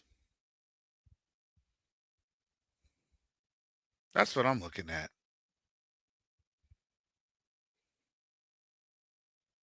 Because the more that they try to get us distracted, the more that we fall into their trap. And just as Sister Shonda stated it yesterday with the Black Santa,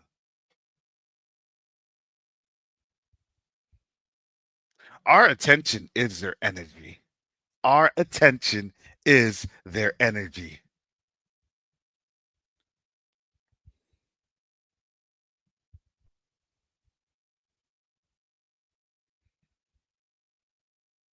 Because what does that do? Because that distracts us and that takes us off the goal, the mission that the Most High puts in front of us. What does he always say? Don't look to the left, don't look to the right. Don't get distracted. Look forward, move forward.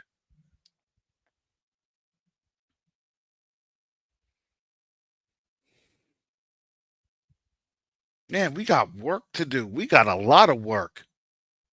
I thank the Most High that he's given us the work.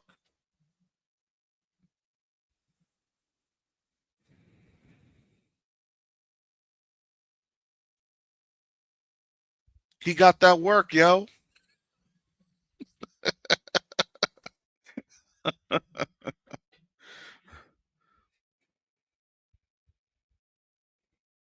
Yah is the bag.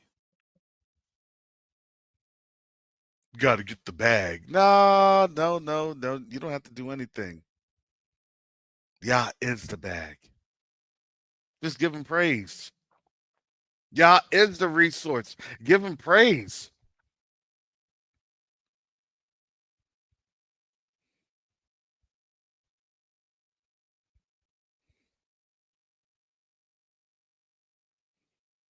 What they're trying to do is they're trying to diminish you and your blessing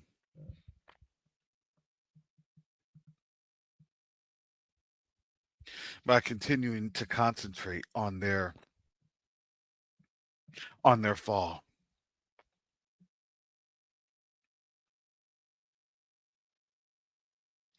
That's what that is. Look at me while you're falling, and as I'm falling, you're gonna do what you naturally do because you're Jacob, you're Yasharel, whom no one cares.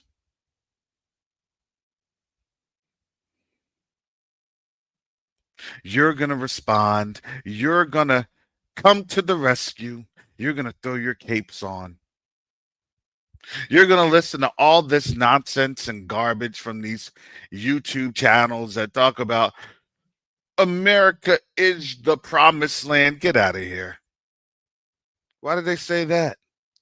Because they don't even want you to have access to the minerals. They know. That's what they're so afraid of. Because when we have access back to the land, they lose control of that access.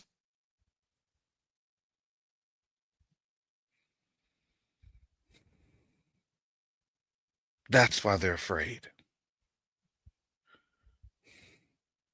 That's why they're mad. That's why they're trying to push out. And again, the ridiculousness is going to continue and continue.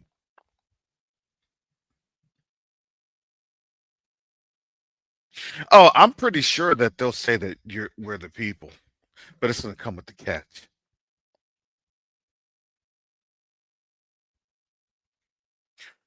You're the people, but the people, you're from this land. This land is the promised land. Oh yeah. Yeah, that's right. Yeah, that's right. Yeah, yeah. No. It's Egypt and Steve. With Egypt and you had Israel in here and all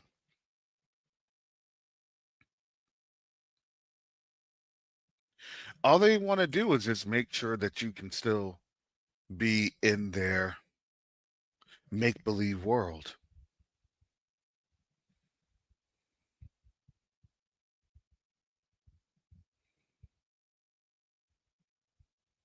The world of pure imagination. Did you really go to slave ships? You want to know why they asked that question? Because they know that we don't have access like that to go to Ghana, to walk in those barracudas, those prisons, to see how we were jam packed and experiencing death every single day. to see how we couldn't even see going on to the ship. We were actually blinded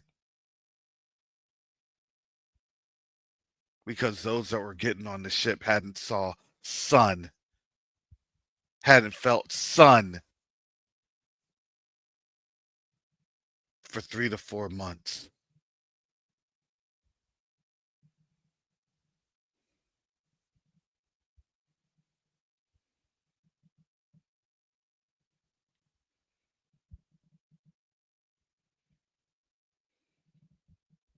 No, the reality is we're actually not stuck like Chuck.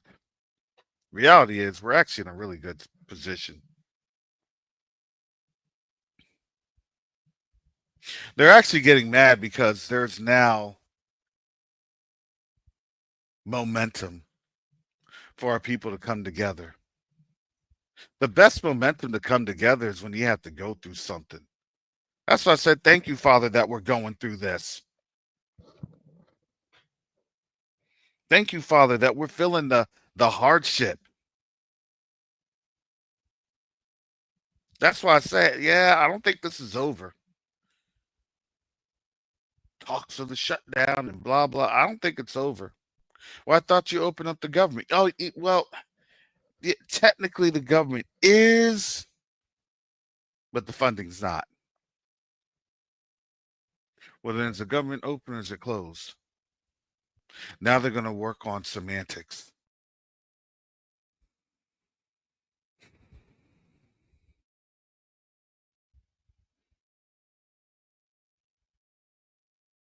I told you all, the money ran out. The funds went low.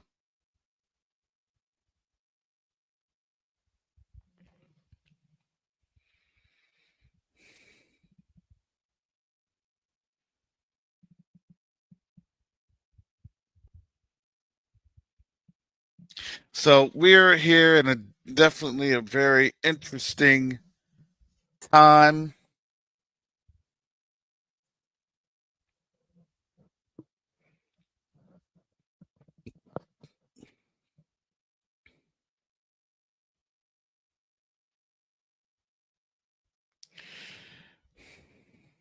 And as that time persists,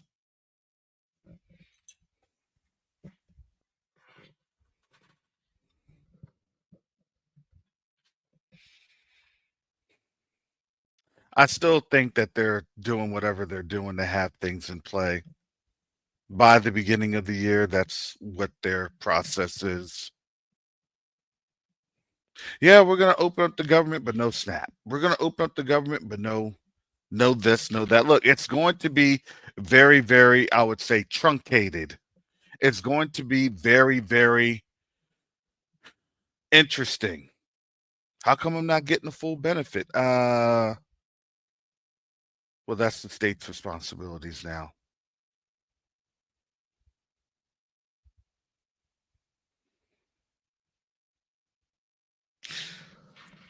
Ninja Firewolf, please say that again. Please say that again.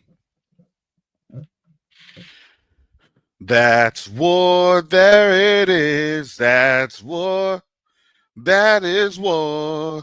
Say it again. That is war. All them bills I signed up for. Now my credit's gone. They did me wrong. Hopes and dreams and all those things I never knew.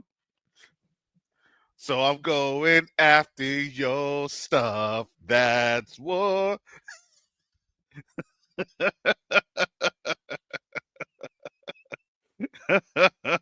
I'm going after it.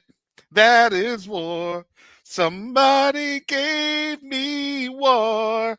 That's war. That's war. Oh.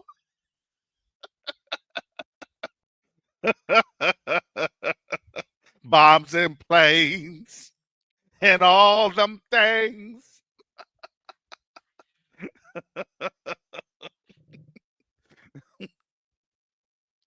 It's gone now. Hypersonic in the ground from precious missiles. Star Cantus and Kensal too. Oh my goodness.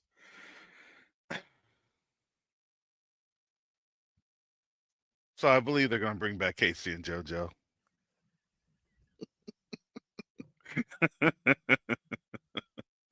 Eddie Murphy and Martin Lawrence are coming back in a modern day duo.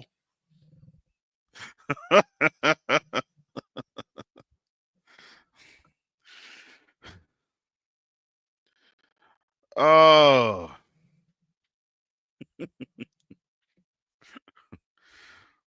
Man, somebody gave me war. 'Cause my money's gone. Government did me wrong. All this debt.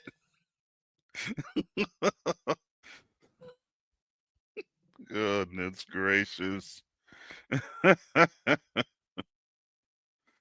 Oh, man. I wish it was not the case, but this is just, we're seeing it. Yes, that's why they have everything for Nigeria. They want to take their resources.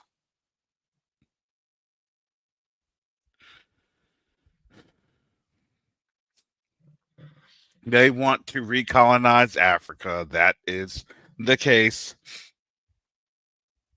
Gee, I don't know. Maybe if you all had, I know the majority of you all have.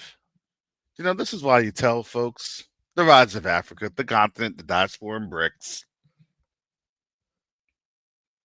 How do we formulate that plan? Neo-diplomacy, it's the new currency.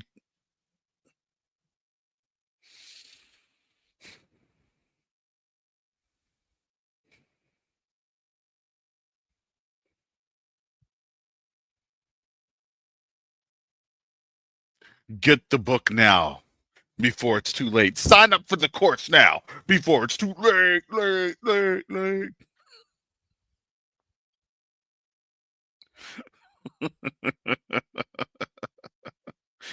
But they said it was Nigeria. It wasn't me. Then they said there was Venezuela. It wasn't me. Then they said there was Taiwan. How come they had to do wrong?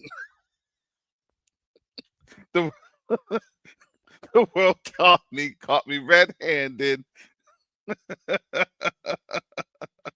banging on Russia's door.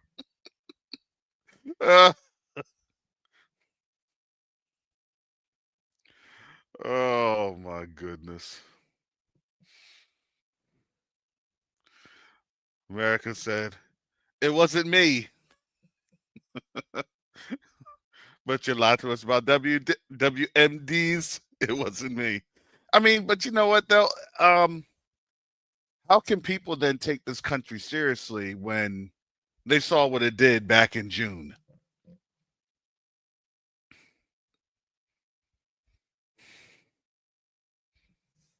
That's why Iran was like, yo, you gonna let them just do that to us like this?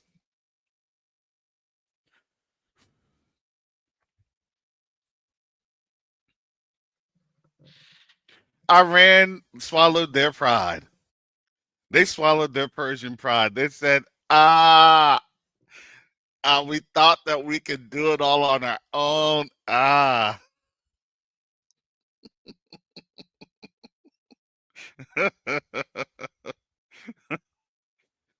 Iran came to Russia and China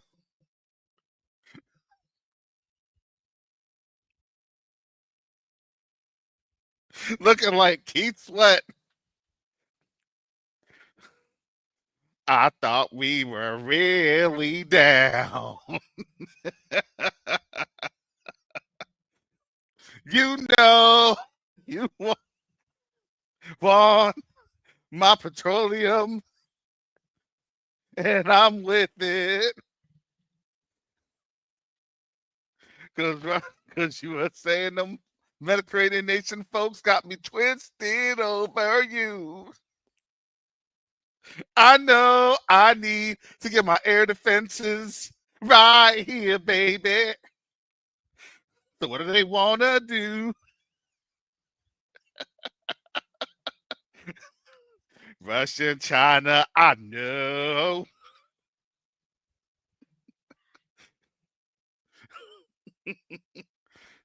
I gotta sell my petroleum low. Cause the US and them folks are coming for me. Tell me what could I be? But I know I did wrong. I thought the US and them folks was really down. But they went and bombed me. What could it be? I guess I wasn't really.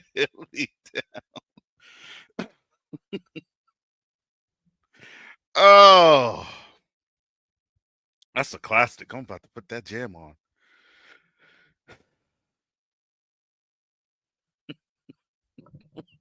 I think I saw something. They put one of their like hypersonic systems in either like a oil tanker, sent it to either Iran or Venezuela.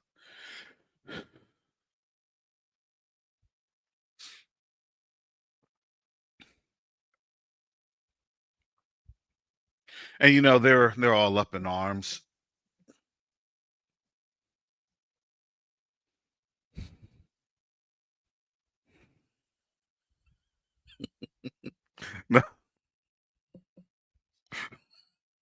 Like I'm about to hit you all with some '90s tunes that Russia was saying to Russia or excuse me, Iran was saying to Russia and China. Can we talk for a minute? All I want is some hypersonics. Can we talk?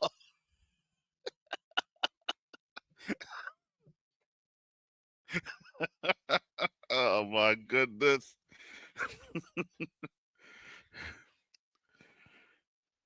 Y'all gonna have me on one. It's Veterans Day. I gotta get on out here and get me my free food on Veterans Day.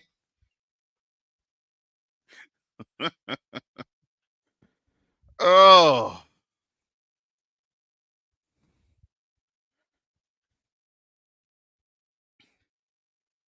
yep, that's what they're gonna be saying now to these folks. If you want to get your citizenship,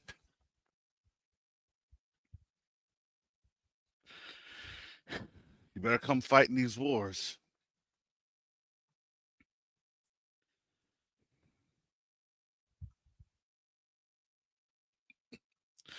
I'll help fight for white supremacy. I'm entitled to a free cheeseburger. I'm entitled to a free buffet.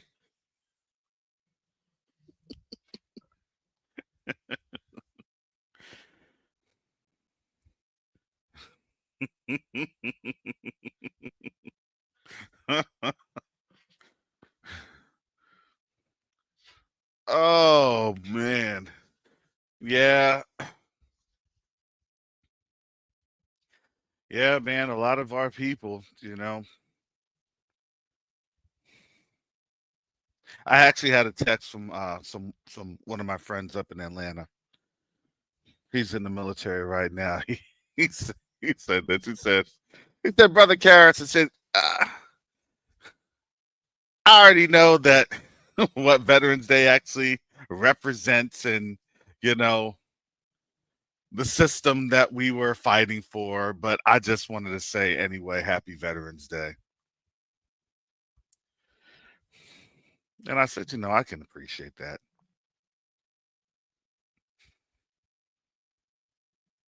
Man, don't get it wrong though.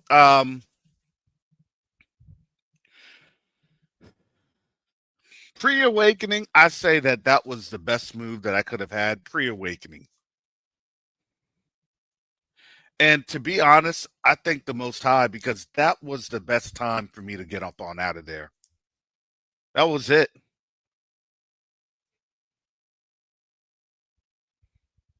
As I had this conversation with with my friend a couple of weeks ago, he said, "No, you said you actually left at a really good time." Because understand, I would have to be put in so many compromising positions. And honestly, I didn't want to really fear for my safety with a experimental lollipop.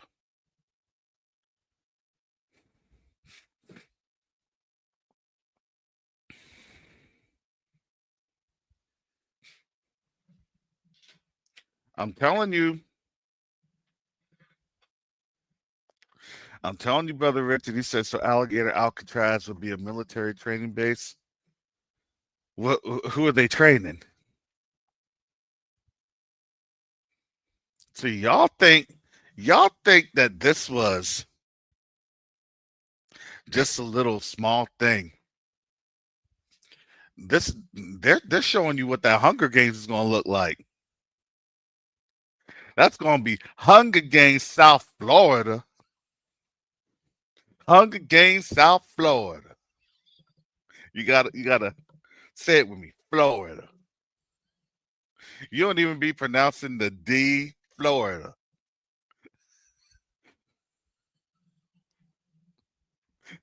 It ain't District 12, this is District 1.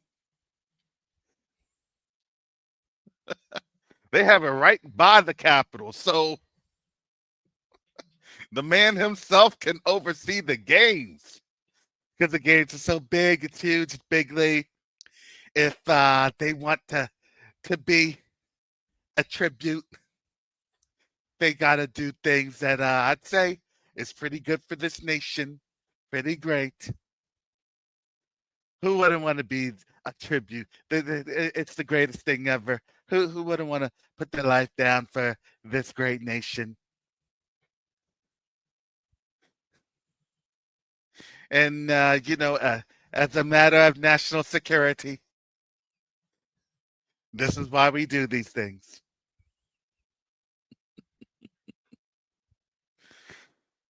Oh, yeah, training, huh?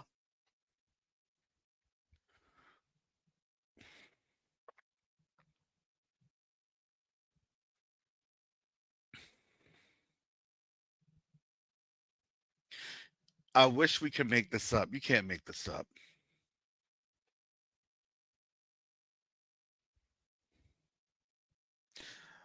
Here's this. I saw this article. I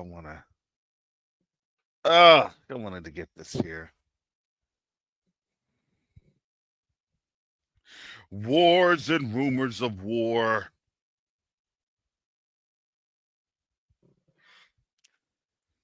Let me go ahead. I want to share this. What it is,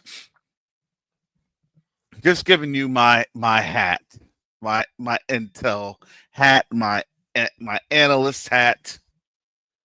U.S. aircraft carrier moves into Latin America region. Officials say Washington, the Gerald Ford aircraft carrier strike group has moved into Latin America region. Two U.S. officials told Reuters on Tuesday, dramatically escalating a military buildup in the Caribbean that has stoked tensions with Venezuela. The deployment was ordered by President Donald Trump last month and adds to the 8 warships, a nuclear submarine, and F-35 aircraft already in the region.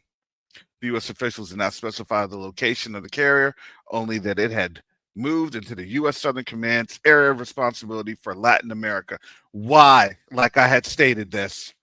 I also put the link on out there if anybody wants to jump on in. I'm gonna jump on in and have some discussions. Come on in and let the fun begin. Unless you have been predetermined We're not talking about some mulatto stuff. So you controls elsewhere.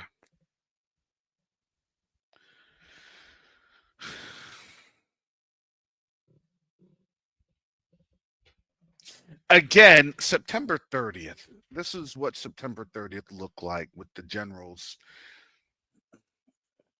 high ranking officials, their sergeants majors, their E9s, their chief or command or senior master or senior airmen, senior master sergeants. What they're doing is they're trying to shore up because they know America's scared. Look, they had the capabilities. With this capability, they know America can be touched. Now, the problem, like I stated this here on this channel many a times. Matter of fact, I told y'all, I remember back in literally 2016, 2017, I had a dream. No, this was not a Sora 2 remake of Martin Luther King. I had a dream of burgers and fries. Man, they do him so wrong on them Sora 2s. Fuzzy Wuzzy was a bear. Fuzzy Wuzzy had no hair. They be doing them so wrong. I digress. I had a dream that I had taken my family and we were at a resort. It was in Clearwater Beach. And it was my ex-wife and my daughter. My other 3 kids were back in Tampa. And to get to Clearwater, you actually have to go through a body of water. That's the Tampa Bay.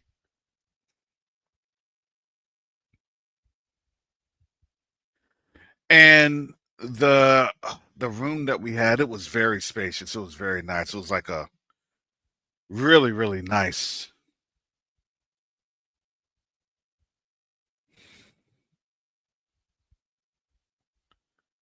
um like penthouse that looked over the water. You know those dreams that just stick with you? This was a dream that just stuck with me. And I'm looking on over and it was like the way that it was a really like open space that spanned like 2 floors and it had books on the bookshelves and things of that nature. And it overlooked, you know, um the water. And my ex-wife and my daughter were looking out. They're like, "Dad, do you see this?" My daughter said, "Dad, do you see this?" And the sun was setting. It was cloudy, like your typical Florida day.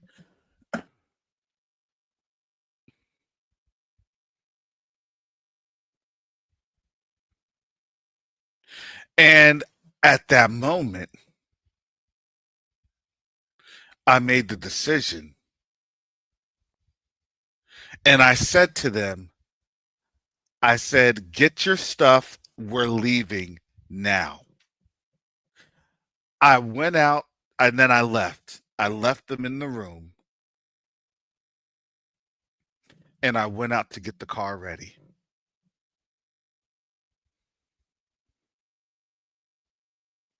And it was interesting because the dream I had was the dream of we were at if anybody knows about Tampa or Clearwater Beach, we were at the Sheridan Sand Key.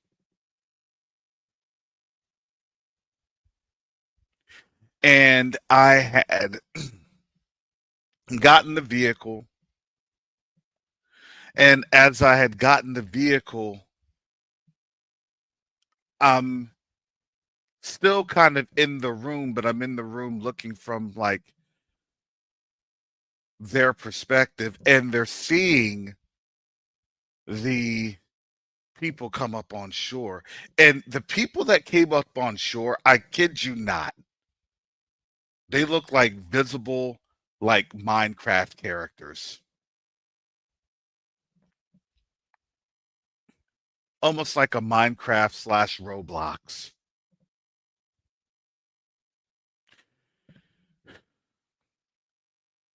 And they had, dark shades and or glasses and on and things of that nature, dark hair, and they were white. They're white people as roadblocks, digitized characters. And it just looks so unbelievable that people were just looking there, seeing these jet skis coming off the water. And the jet skis, when they came off the water, they were literally just transforming into motorcycles.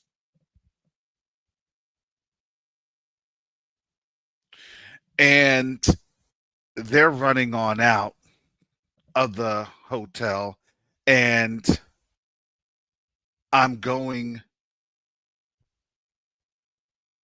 they have a little thing, it's called like the little causeway. So we had made it because there's a bridge to Clearwater Beach. You have Clearwater and then you have Clearwater Beach. Because Clearwater Beach is actually an island. It's a barrier island. We were going up into the bridge and I'm just driving, but I could see the explosion in the back and they're looking at the explosion. And then they see like a whole bunch of different aircraft and things of that nature. And then my ex-wife, yes, are the kids okay? I said, yes, the kids are good. They're with their grandmother, my mom.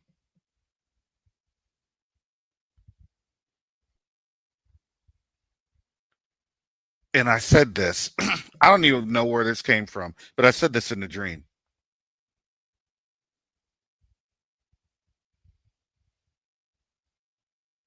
This dream was literally almost 9, 10 years ago. And I said this in a dream. I said, we're good. We have everything ready so we can leave.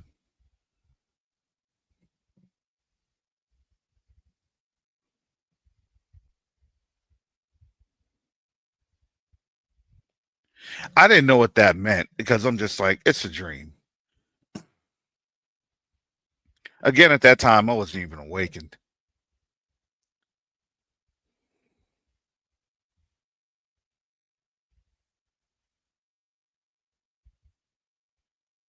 But it shook me to the core because of how vivid that dream was.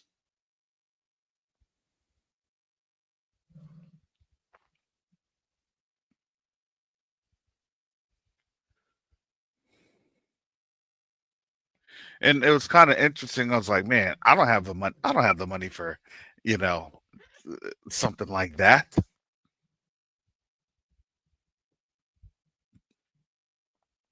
Even when I did have the money, even when I was actually okay,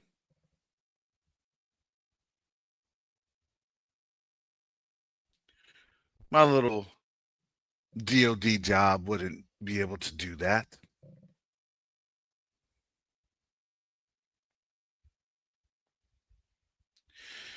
But that's why I was very, very cognizant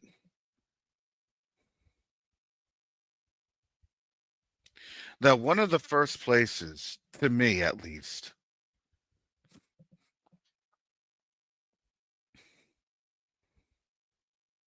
when people say, well, where would they hit first? Would they hit Miami? I'd be like, no, not really. You don't need to hit Miami first.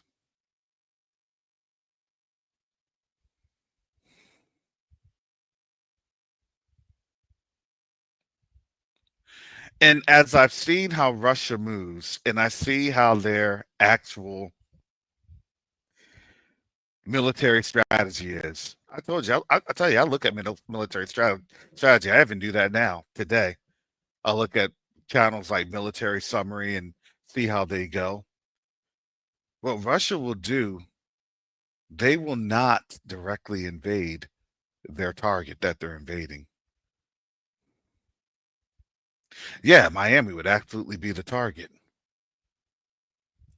But I look and I understand, I'm like,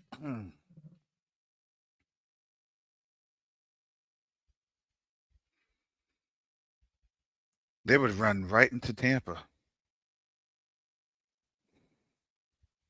And then as they run right into Tampa,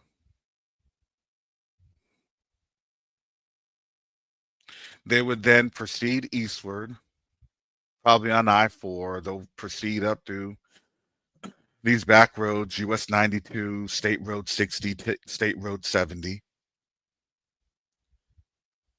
They would clear all that, and then they'd literally cut Miami off. And not only would they cut Miami off, but now they have these hypersonic missiles that would be able to range. And then I laughed. I said they would cut Miami off because then they would give Miami an ultimatum. You know, you either sit this on out, or we're going to bring in drones and we're just going to drone you out of there.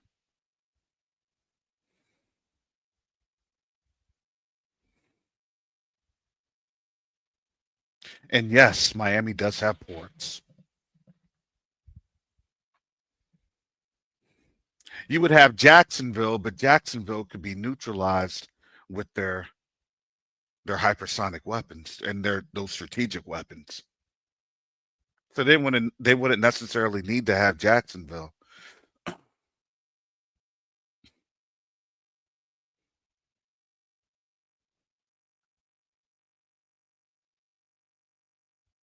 Right there.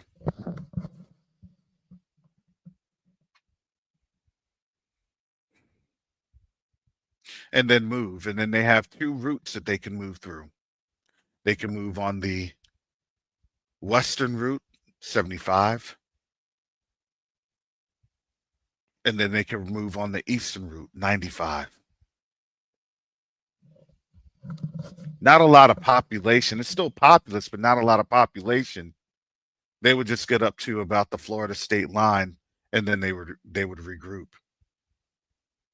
They would regroup because then they would be backfilling in troops, and they would be amassing millions of people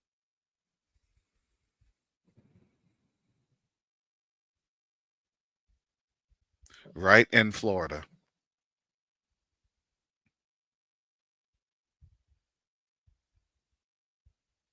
And they'd be able to do it because they would just do an island campaign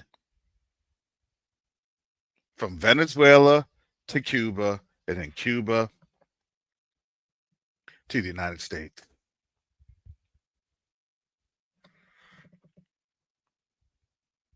People tend to forget Cuba's only less than 90 miles from the mainland United States, from the mainland.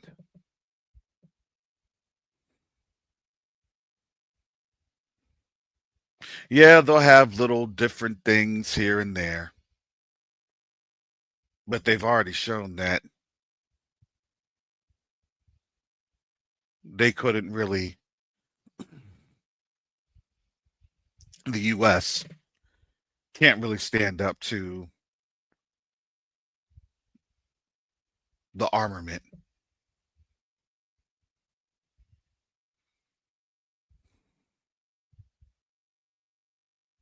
I would say that once that happens,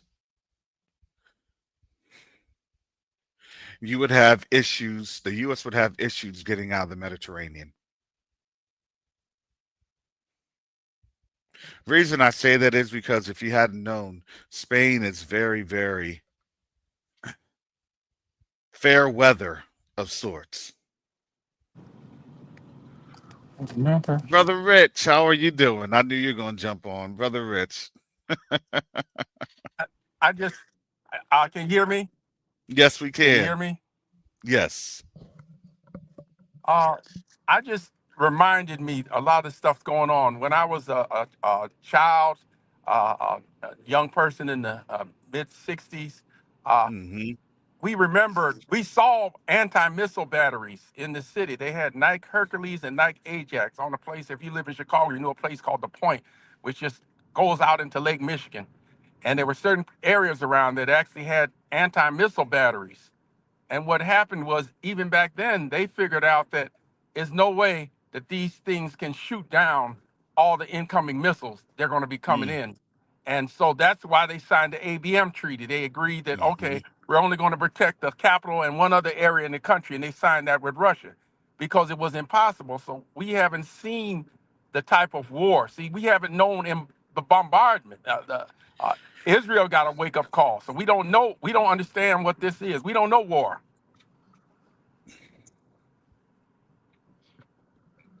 That's absolutely true. And now remember, about a week ago, Iran was saying that they actually stopped the war because it was Trump that was asking for everything to stop. That was what was supported, reports, I would say, purported in the times of Israel. Excuse me, times of Iran. Not the times of Iran. They would never post that. That's what Iran was saying. Iran was saying they could have kept going for a couple more months with the same barrage. And honestly, I believe it. I believe they could have. Definitely. Hmm. So there's the two oceans that insulated America in World War II, and plus you can't put logistics out there. I mean, the German U-boats almost stopped them from fighting the war. Now the stuff they have now, the ship killing missiles and hypersonics, you can't ship. You win a war with logistics and your factories.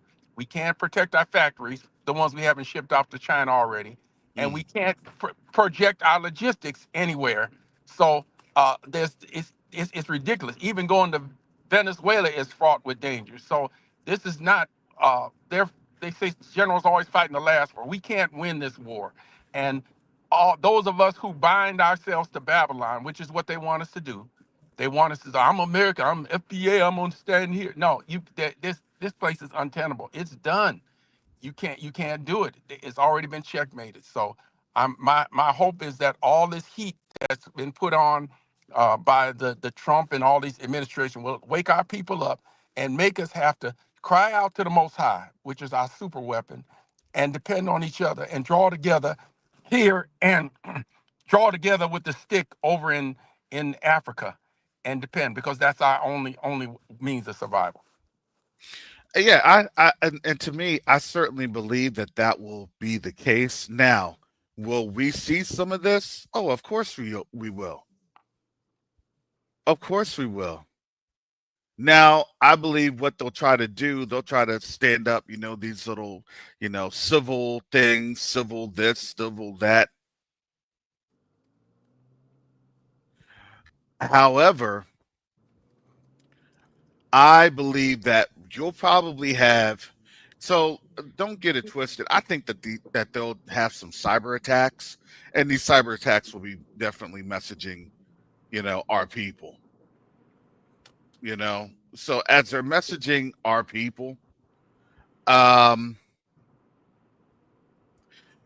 it will inevitably be one of those things. Hey, we're not here for you. Please stay in your homes. Please stay somewhere safe. If you are out and about, we cannot guarantee your protection. Kind of makes sense and kind of aligns to Isaiah 26 and 20. Stay in your dwellings. Yep.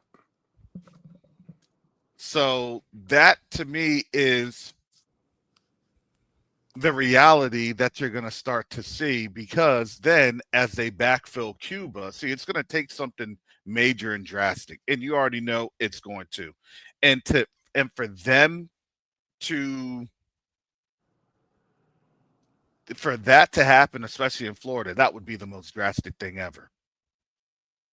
What, they actually landed in Florida? What they actually, and even a lot of Floridians would be like, what? you know, people people be what? Now, what that do? I would say, would I be in trouble? Yeah, probably. And I'd say I'd probably be in trouble because people are going to be in mass panic, right? Getting gas, and you'll have more folks fleeing and leaving, just like what you would see with a hurricane. You would have people up and going. To me, I would say I wouldn't do that. I just wouldn't, because that would be honestly a lot more dangerous than just being here in your dwelling and wherever you're going to go. Now, I do believe that a lot of black folks will consolidate more, and you'll see a lot more than likely, white people in black spaces, you know, and it'll be different. That's what I'm trying to tell you. It'll be different. Now, would they go to different strategic locations? Yeah, absolutely.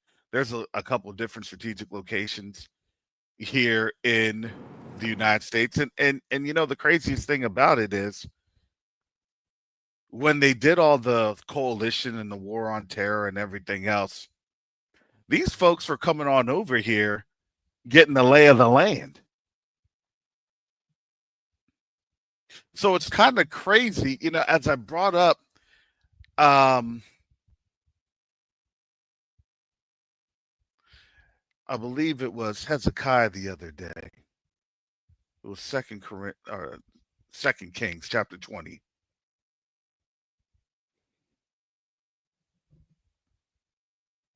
They were all up here in Tampa. A lot of these countries, Central Asian countries, countries that are now have openly aligned with Russia and China. And you want to know what they're going to do? What they'll say? They'll tell their people, please stay in place. Please stay put. Please stock up. Okay, I think. All right, there you go. I got you back. You're on, Brother Rich.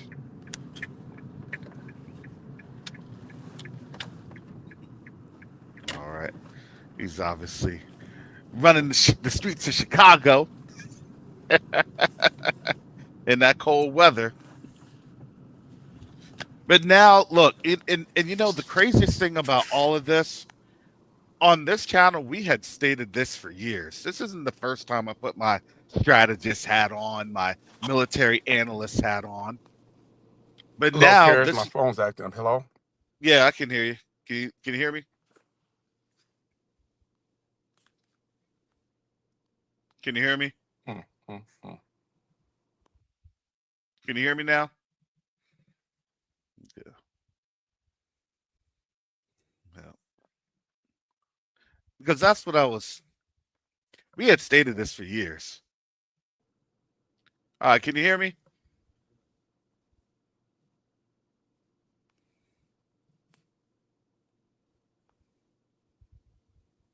I'm telling you, the internet wasn't. I'm going to tell you this. I think the internet 2 years ago was a lot different than the internet now.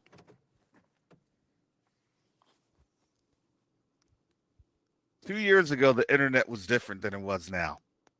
And I think it's because all of these surveillance things all online is also slowing down the internet. That's just my personal opinion. Just my personal opinion.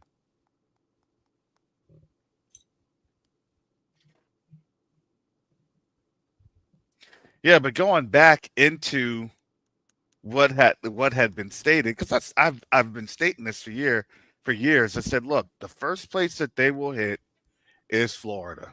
That's their beachhead, is Florida. Alligator Alcatraz, going after immigrant or illegal immigration, to then federalize, right? To then have the troops on the ground. Does it all start to make sense now?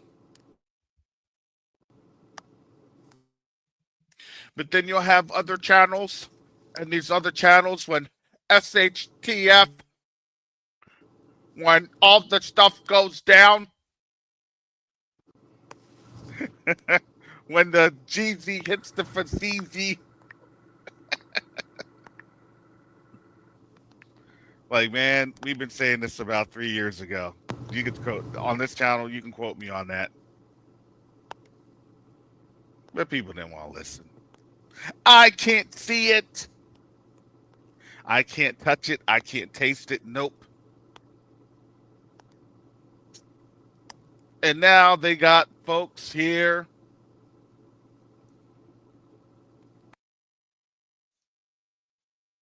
Now folks are here. And don't get it twisted. What the U.S. actually did was they literally invited Russia to the playground with Venezuela.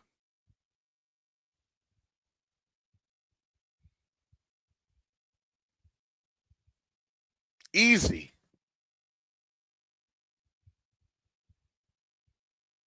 I'm not going to lie. Listen, we all see that Venezuela was certainly minding its own business. Yeah, do they have folks coming on in here? Yeah, they do, but they have other South American countries too. So don't give me that. Don't give me that little, corny excuse. Oh, I'll be straight up in the hood. Look.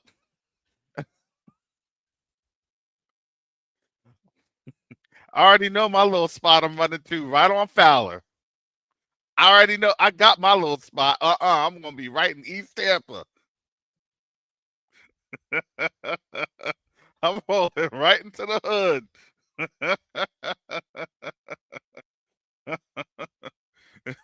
Let's either East Tampa or Brandon. I'm not being on up here.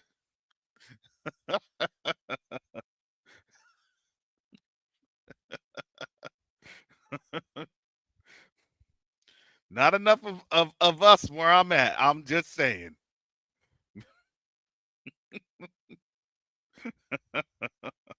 I don't even care. I'll have my little tent on up and call it a day. Talking about I'm reporting live from the Save-A-Lot off of 41st.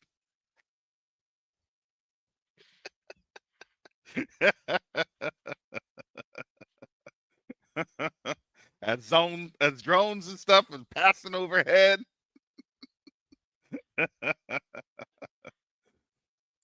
Oh, brother Rich, your device is not connected, so you're gonna have to reconnect. Okay, there we go. I guess the point, I don't know, they messing with my phone. Uh, I'm thinking that a lot of this stuff going on between the alt right and alt left and all this civil war between conservatism and things like that. I think at the point the this country would be so balkanized with all these factions fighting around it, Mm-hmm. we'll be able to just tiptoe out of here. You know, what the stereotype was, the in the church, put up the finger and just tiptoe out the pews while everything's going on. Uh, I think with all the stuff going on, we'll be able to walk right out of here because it's going Well, to be a lot of stuff. yeah. So think about what America would actually do, and I tell people, people think that it that would never happen and this and that. I'm like, okay, let me tell you what America would do. It's real simple. Russia would come through, and I'll tell you how this goes because there's a psychological warfare and element to this. Because again, the people, most by and large, the American people don't have a penchant for war. They're tired of it. And they know that, honestly, they're in too much debt that honestly I think most Americans would be like, all right, whatever. We'll just take the change in leadership. That's the to me, that's the odds honest truth. So what you'll start to see is you'll start to see a very big divide, and then people will try to literally, just in my opinion, they're going to try and bum rush Washington. Remember all the barriers and everything else that Trump was putting up and all this other stuff? Why is that? To me, Washington would literally, they'd sit here and they'd camp on out, and they would say this to the American people: you all know why we're here. We're giving you the opportunity to fix it, or else we're going to fix it, and you'll be dragged along in that process of the solution. So tell me what you think would happen if you were to hear that from the Russians, when you know the Russians play no games when they talk. Don't be playing games. Well, I try and correlate this with scripture. I mean, would that be the king of the north? Uh, would that be on that timeline? Because in Ukraine, they tend to wait. They're very methodical and they wait. And as things are falling apart there and things like that, they're very, and another thing about, they really don't kill a lot of civilians in war. In fact, even in World War II, the Russians, they didn't bomb civilian areas. It was tactical bombing. They didn't do all this Mm-hmm. strategic bombing and killing like Dresden and the place that we bombed, or the fire bombing of Japan. They don't kill a lot of civilians, you know. Let me tell you this, because I think a lot of people don't tend they tend to not understand this. Let me tell you this: it wouldn't be our people trying to actively go up to the Capitol. It wouldn't be our people. Some of us, some of our people, maybe. A lot of us, no. We would actually sit back.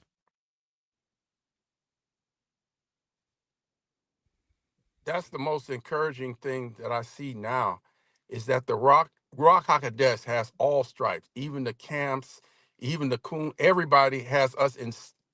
The Rock Hakodesh has all of our people in stand down mode.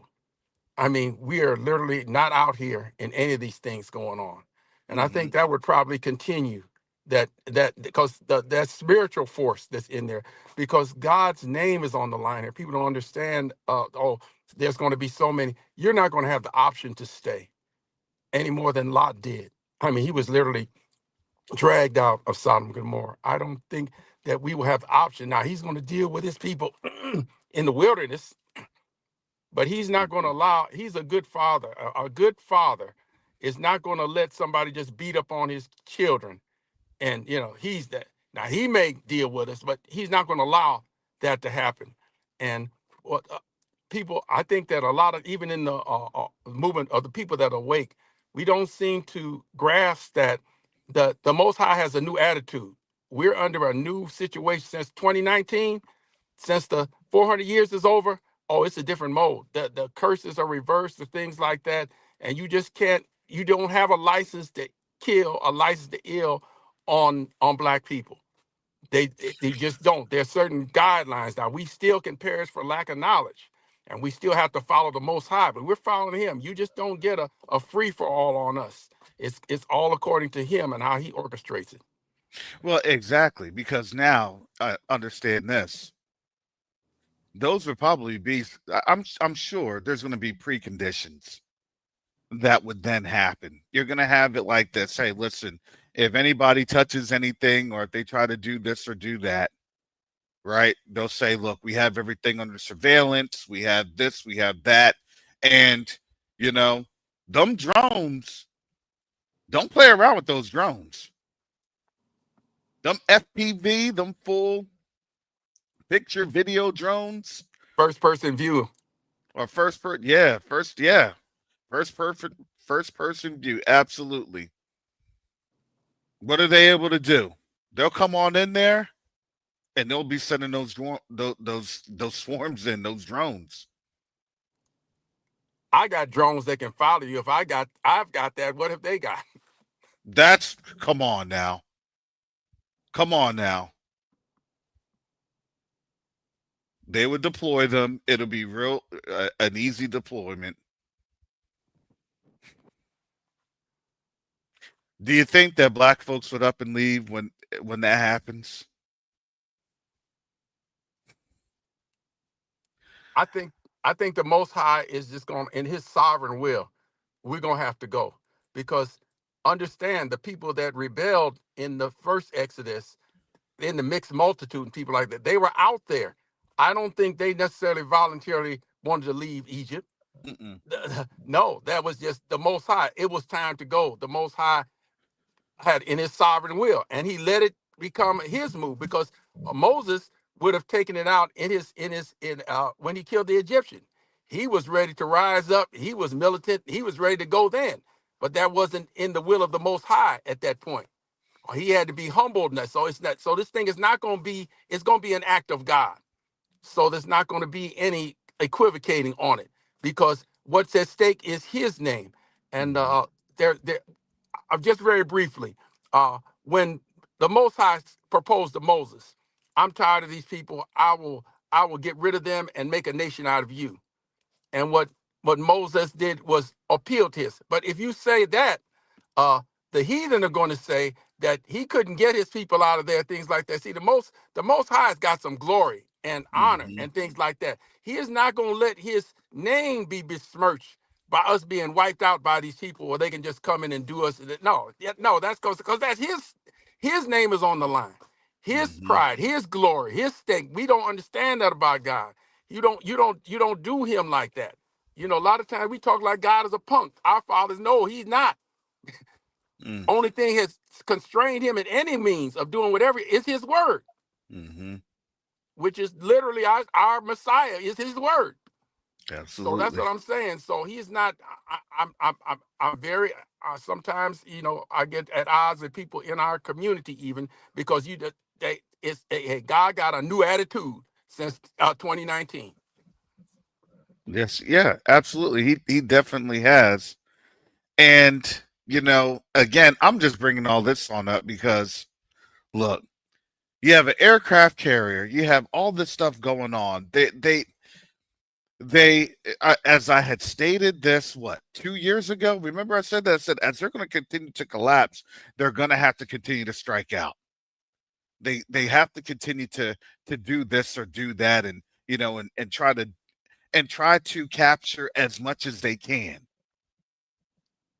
because that's what happens when an empire falls. Now this empire is falling, and you're seeing exactly what the scenario is. You're seeing the exact same situation unfolding. They're trying to grab real assets to back up their fiat fake currency. Hmm. So with Brazil or whatever things like that, and low key, we were the real asset that they originally grabbed. Well, yeah, but that influence now isn't there anymore. See, our influence, our control isn't there. So we're not an asset to them anymore. Matter of fact, we're a liability. Yes, because they just from because of spiritually who we are, they Hmm. needed us to co-sign for whatever they Hmm. did. They needed us to co-sign because even in our fallen state, there was God's gifts out repentance. We were still priests and kings then. So Hmm. they had the subterfuge. They had to get those among us to betray us. They had to do because they couldn't just impose their will. They had to come with the foolish, with the game, the bait and switch. And now that the Ruach Hakodesh has removed the scales off our eyes, that's done. And we are American soft power. Their soft power is gone. Hmm. We have the soft power, and this the two sticks coming together is them. That's them. The two sticks coming together is the stake through their heart. Well, yeah, and that truly is. Absolutely, that truly is. That's how it has been. And as we have talked about this, I know Yakoba would say, well, just me, just throwing on out there, and you know, um, he would have it more nuanced of I'm just theorizing, right? Just the theory. I'm gonna have to go along the same grounds Yes. with Jacoba. Look, don't beat me up. I'm just showing you this potential outlook with the current situation of what's going on in the world. Jacoba is a watchman. He's sounding an alarm and he's provoking thought and bringing up the conversation. And Hmm. for that, that is the greatest thing. And you may not uh, agree with his conclusions all the time, but his research is on point. His research is immaculate. So that's, hey, Jacoba, yeah, he got it going on. Hmm. Well, and you know what? And Leela had just stated something. Yes, Tampa is Central Command that at MacDill Air Force Base, and I would say that would be the most strategic because then what that ends up doing is, well, that's a withdrawal. It's either a withdrawal or an actual stand down because then you have things happening over in the United States that would then affect most of the efforts in really the Arab world. And strategically, if you're not able to interact with your line of communication, then you have to go back to your line of communication because if not, then you're going to be cut off logistically. So that is then going to create a domino of people then coming back into the United States.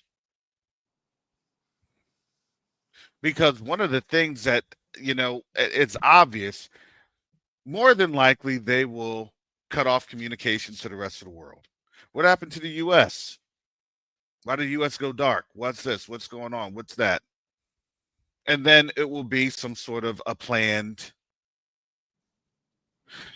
response and things of that nature. I think the only ones that would probably know or have some sort of an understanding would be the British. But the British are on their own little island, so they're still going to be subject to a lot of what the Europeans do.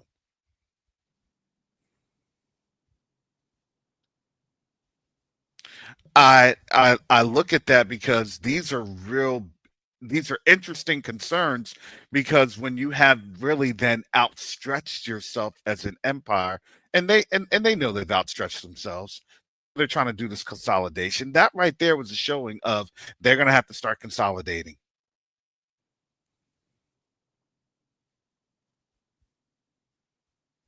because now the threat is literally it's at home now. Hey, you wanted war, we were asking for peace. Remember, I even look, Maduro's like, I even asked for peace in English. He said that 3 times. We want peace. We want peace. Spanish. The blueprint has already been written for defeating the empire. It's Hmm. in Vietnam. If you want to defeat the empire, it's going to cost you a lot of lives. You dig underground. You go place. But but Rich, is it could the SNAP benefits have been for the planning of strategic food stuff assets? You see what I'm saying? Could that have actually been a strategic foodstuff asset to have their federal dollars move towards the planning of making sure that strategic food assets, logistics assets, supplies assets were in place? Oh boy, these folks. You see what I'm saying? You see what I'm saying? Was the shutdown, you know, to be able to then strategically, hey, You're seeing this as I'm moving that. That's what I always say. If they say that they're doing something, oh, Sleight of hand. it's a sleight of hand. Yep, they're pulling a sleight of hand. But it's a warning. The lollipop was a warning. This is a warning. You got to we got to detach from Babylon, uh, and probably even getting as we align with the other stick. We have to get together as a people here, and I think that's happening. What the point you talked about is key. These young people, they are the key. I mean, that's the mother lode right then, because one thing, you don't have to convince them that this thing is broken, that it ain't working. You know, they're not then they know that. They might not know where to go, but they know what it is now is untenable for them Hmm. long term. So if you offer them the hope and well, I don't mean like I'm talking about if they will receive they will receive the message, the Hmm. true message of the Hebrew people of our story, and they're receptive to that. But there are things we need to do. We need to show capitalism is all about greed and self-aggrandization and these things. When you come in the way that the Savior is humble and with grace to them and love to them. And the Bible talks about turning the hearts of the fathers to the children. I believe that's my that's what I'm on right now. We Hmm. turn our hearts to these young people, just like you do in that classroom. They're going to see it, and they're going to be the ones, and they're going to enter the land, just like the young folks entered the land before. Absolutely.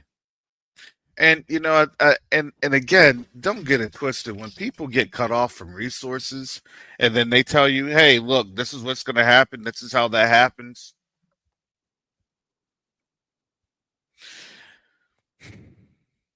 That push out is going to be real. If we don't push these folks on out, we're going to be starving. If we don't do this, we're going to do that. And then, to me, I think of it like this. It makes total sense. This is why they've gone into the military bases. They're going to be going into those bunkers.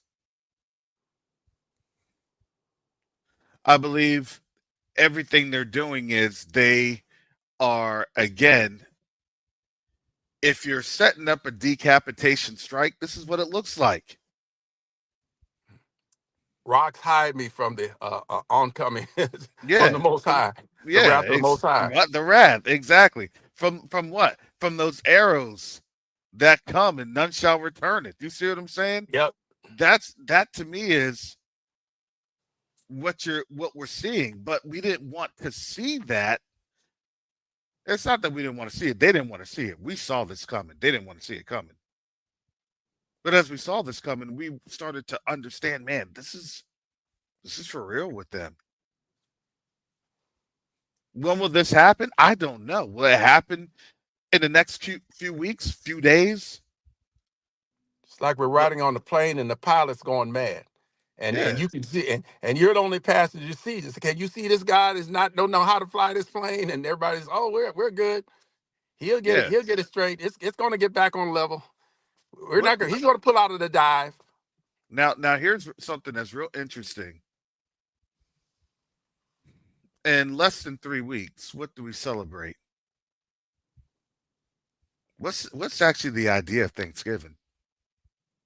What was the celebration of Thanksgiving? Thank you, Native Americans, for giving us your whole country. Through what? War. Through slaughter. Yep, genocide. They actually celebrated and were celebrating a slaughter. Mm, just saying.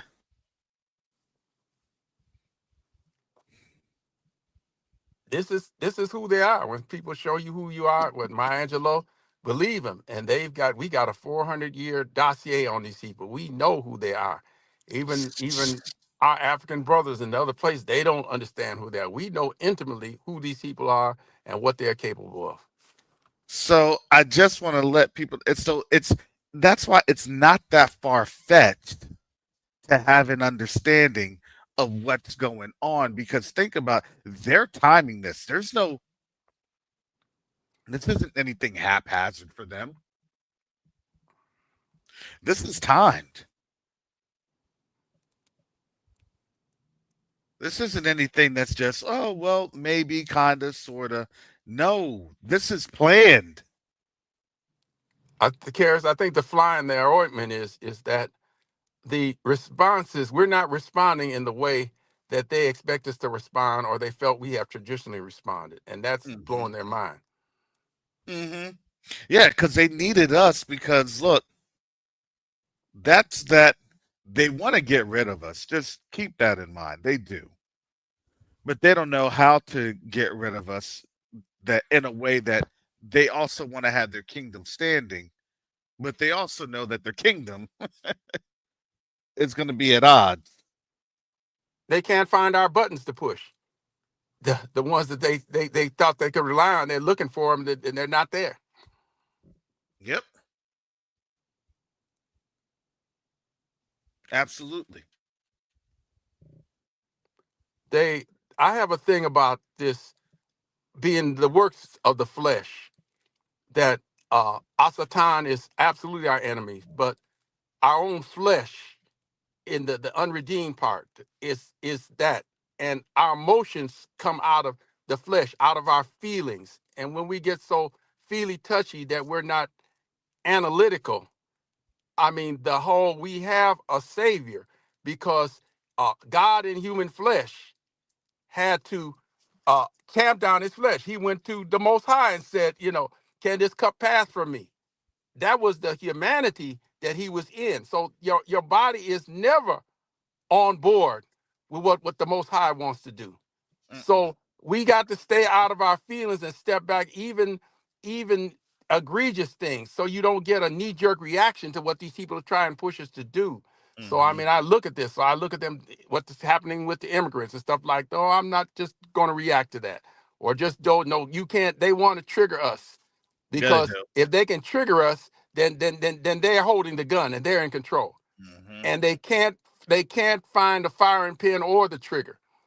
And that's the point. At the Most High has us across the spectrum in this level.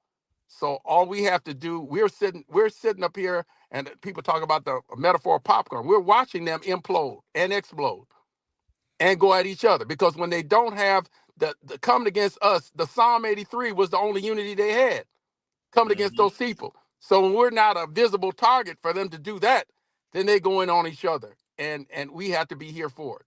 They wanted us to get into that fray, and to our credit and to the Most High's credit, we're not going for it universally across the spectrum. Absolutely. Mm. So, Karis, I just want to thank you for, yeah, when I first heard about Q2UA, you were coming with a solution. You know, you can get in despair. If you're not coming with a solution, you got to offer an out.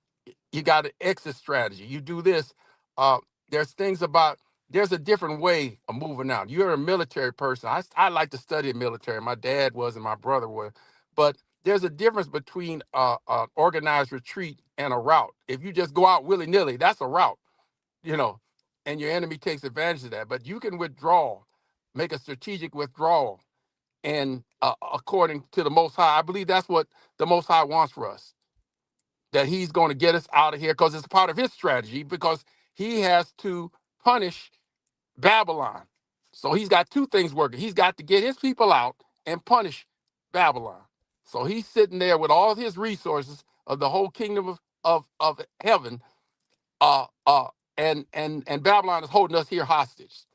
Mm-hmm. So He's got to free the hostages and take care of business. And that's what he's going to do. But he's not going to get the hostages killed unnecessarily. He's not trying to do that. That's not his plan. And that doesn't give glory to him if they can just go out and do that. So I just know I have a new relationship with the Most High since 2019, because he literally has said, he said he held us.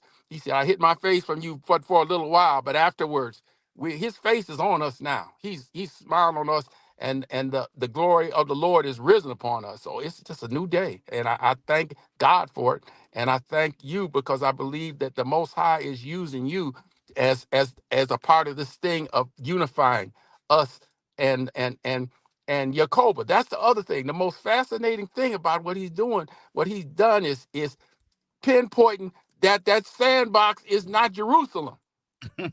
I would be in dismay. Oh, God going to take us out of here and we're going to that? I wouldn't sign up for that. That's the That most fantastic thing that Jehovah has done. More, give me some more of that. Where we go? What we got? What we Mm, have something in the I, highlands of Ethiopia? look. I'm telling you, I think that West Africa would be the resting, or not. It'll be the place of where we would be going back to. That is actually traditionally where we have gone. That's where we were obviously captured. We literally have our family on over there, and then from there we would be looking thitherward. We'd be looking at ourselves, asking, which way is it to Zion? Hallelujah. And now don't get it twisted. Now West Africa is good, it's plentiful, but our resting place is always Zion. So we would have to come back. It'll take us a few years to figure things on out, right?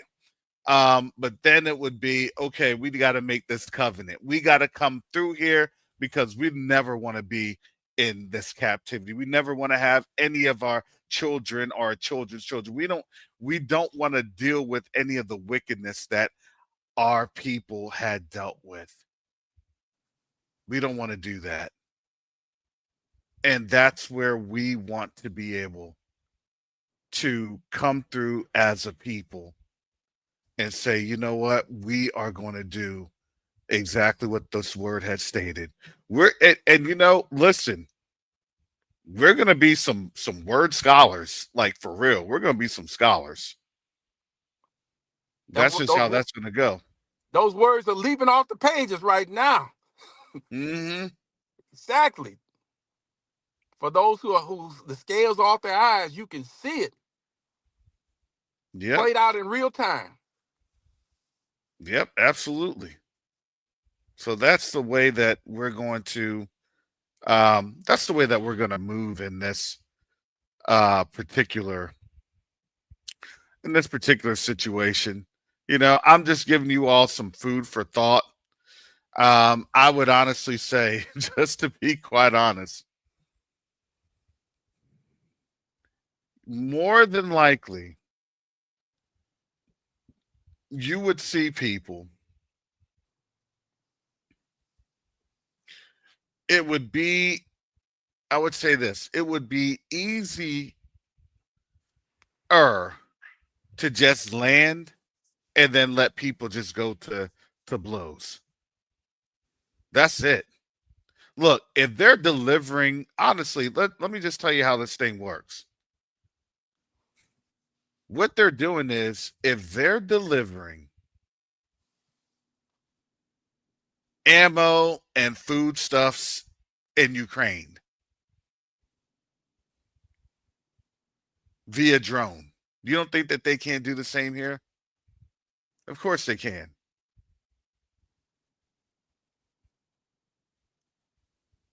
And when they do it, they're going to do it actually very easily and efficiently.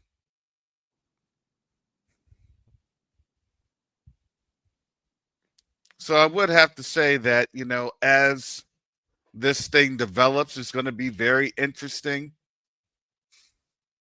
to see how things move. It's not to have anybody in fear. Now, to me, the most fearful thing would be staying here while this stuff moves. That to me is the most fearful thing. Yes. But look, a lot of the most fearful thing is already happening. Look, they're already cutting off food. That's the most fearful thing happening. I don't know what to tell you. Well, in our epigenetic memory, at least we know they can't do anything to us worse than we've already seen in our history. You Yep. know, So that's a lot of the thing where we're able to stand down, because the other people who have never seen that are really freaking out. And we endured this, but the bottom line is we have to pull the plug. uh keep I'm gonna have to go, but Terrence, keep working with those children. They get it. They get it. And Hmm. I was a youth pastor for years, and I'm working with even I got grandchildren, I guess, that in ministry. But I always said it's easier to mold clay than bust concrete. It is. It is. It definitely is. Well, thank you, brother Rich. Thank you for popping on in this unusually long live stream. I haven't had a live stream like this um in a while. Well, you East Coasters have brought it closer to the heart of this country, Central Time in Chicago. So I thank you for the lateness, because we're No like worries. an hour behind anyway. So this is good for us. Mm-hmm. Absolutely. God bless you. Absolutely. God bless your family. Yah bless you. Yah bless your family. Yah bless the Most High. Bless your ministry, and just be encouraged. Whatever shekels, whatever money I can send your way, I'll send your way. But the Most High is there. So just be encouraged. All right. Well, you take care. All right. Thank you. Thank you, brother Rich. Appreciate it. All right. So yeah, this is a long one. I was like, you know what? Let me go ahead and just do this long one. This is a long one. Most High willing. This isn't to promote fear, but it's just to make you think. Um, it's here. It's happening. Everything that they were trying to do, how they're trying to do it. Oh yeah, now all of a sudden, look, we have a solution now. They got everything in place. To me, it looks as though they got their planning in place, and now they have their solution. But this is why, look, whatever they think that they have, whatever plan that they think that they have on us, guess what? Yahoo is in control. This is why we have to be covered under the blood of Yahushua HaMashiach. I said Yahushua HaMashiach, not Cesar Borgia. Because they're quickly finding out Cesar Borgia is not going to save them. Their might is not going to save them. Matter of fact, that's a curse. It's a curse to think that there's nothing in this world that will touch them. You want to know how you make the Most High laugh? If you think that you have more power than him.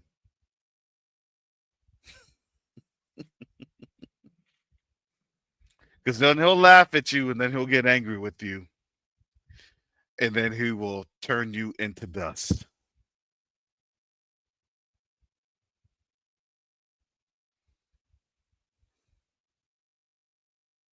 These are the things that we have to be mindful of.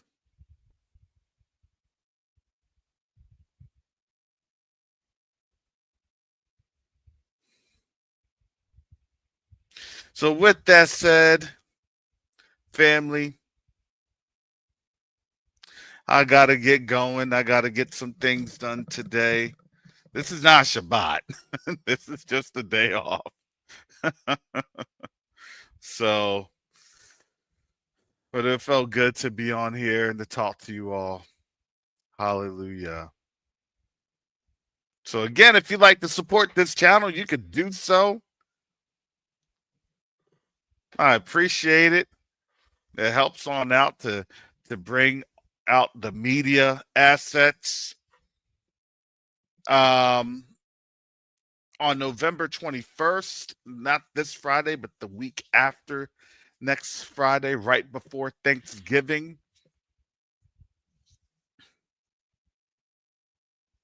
Or the week before Thanksgiving, I'd say. You have the Q2A medical team. They will be presenting. They will be on a live stream. So I'm going to be talking that up. So please support our brothers and sisters on over there. There's a lot of great things that we're doing. We are coordinating with this Jamaican emergency relief effort. So those are some of the things that I need to get taken care of today, with answering some RFIs, some information requests. You know, you got to get vetted. That's just how that goes. And I do not blame them. So I am getting that together, getting that worked, and then going from there. But as Brother Richard would say, NeoDiplomacy is the new currency. Please check out NeoDiplomacy.com and get some of the understanding and resources that are there to be able to create those talking points within our community.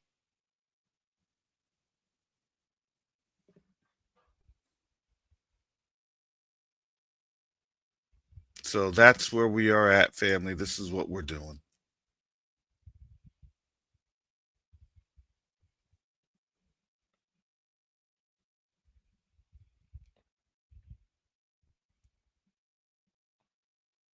So with that said, family,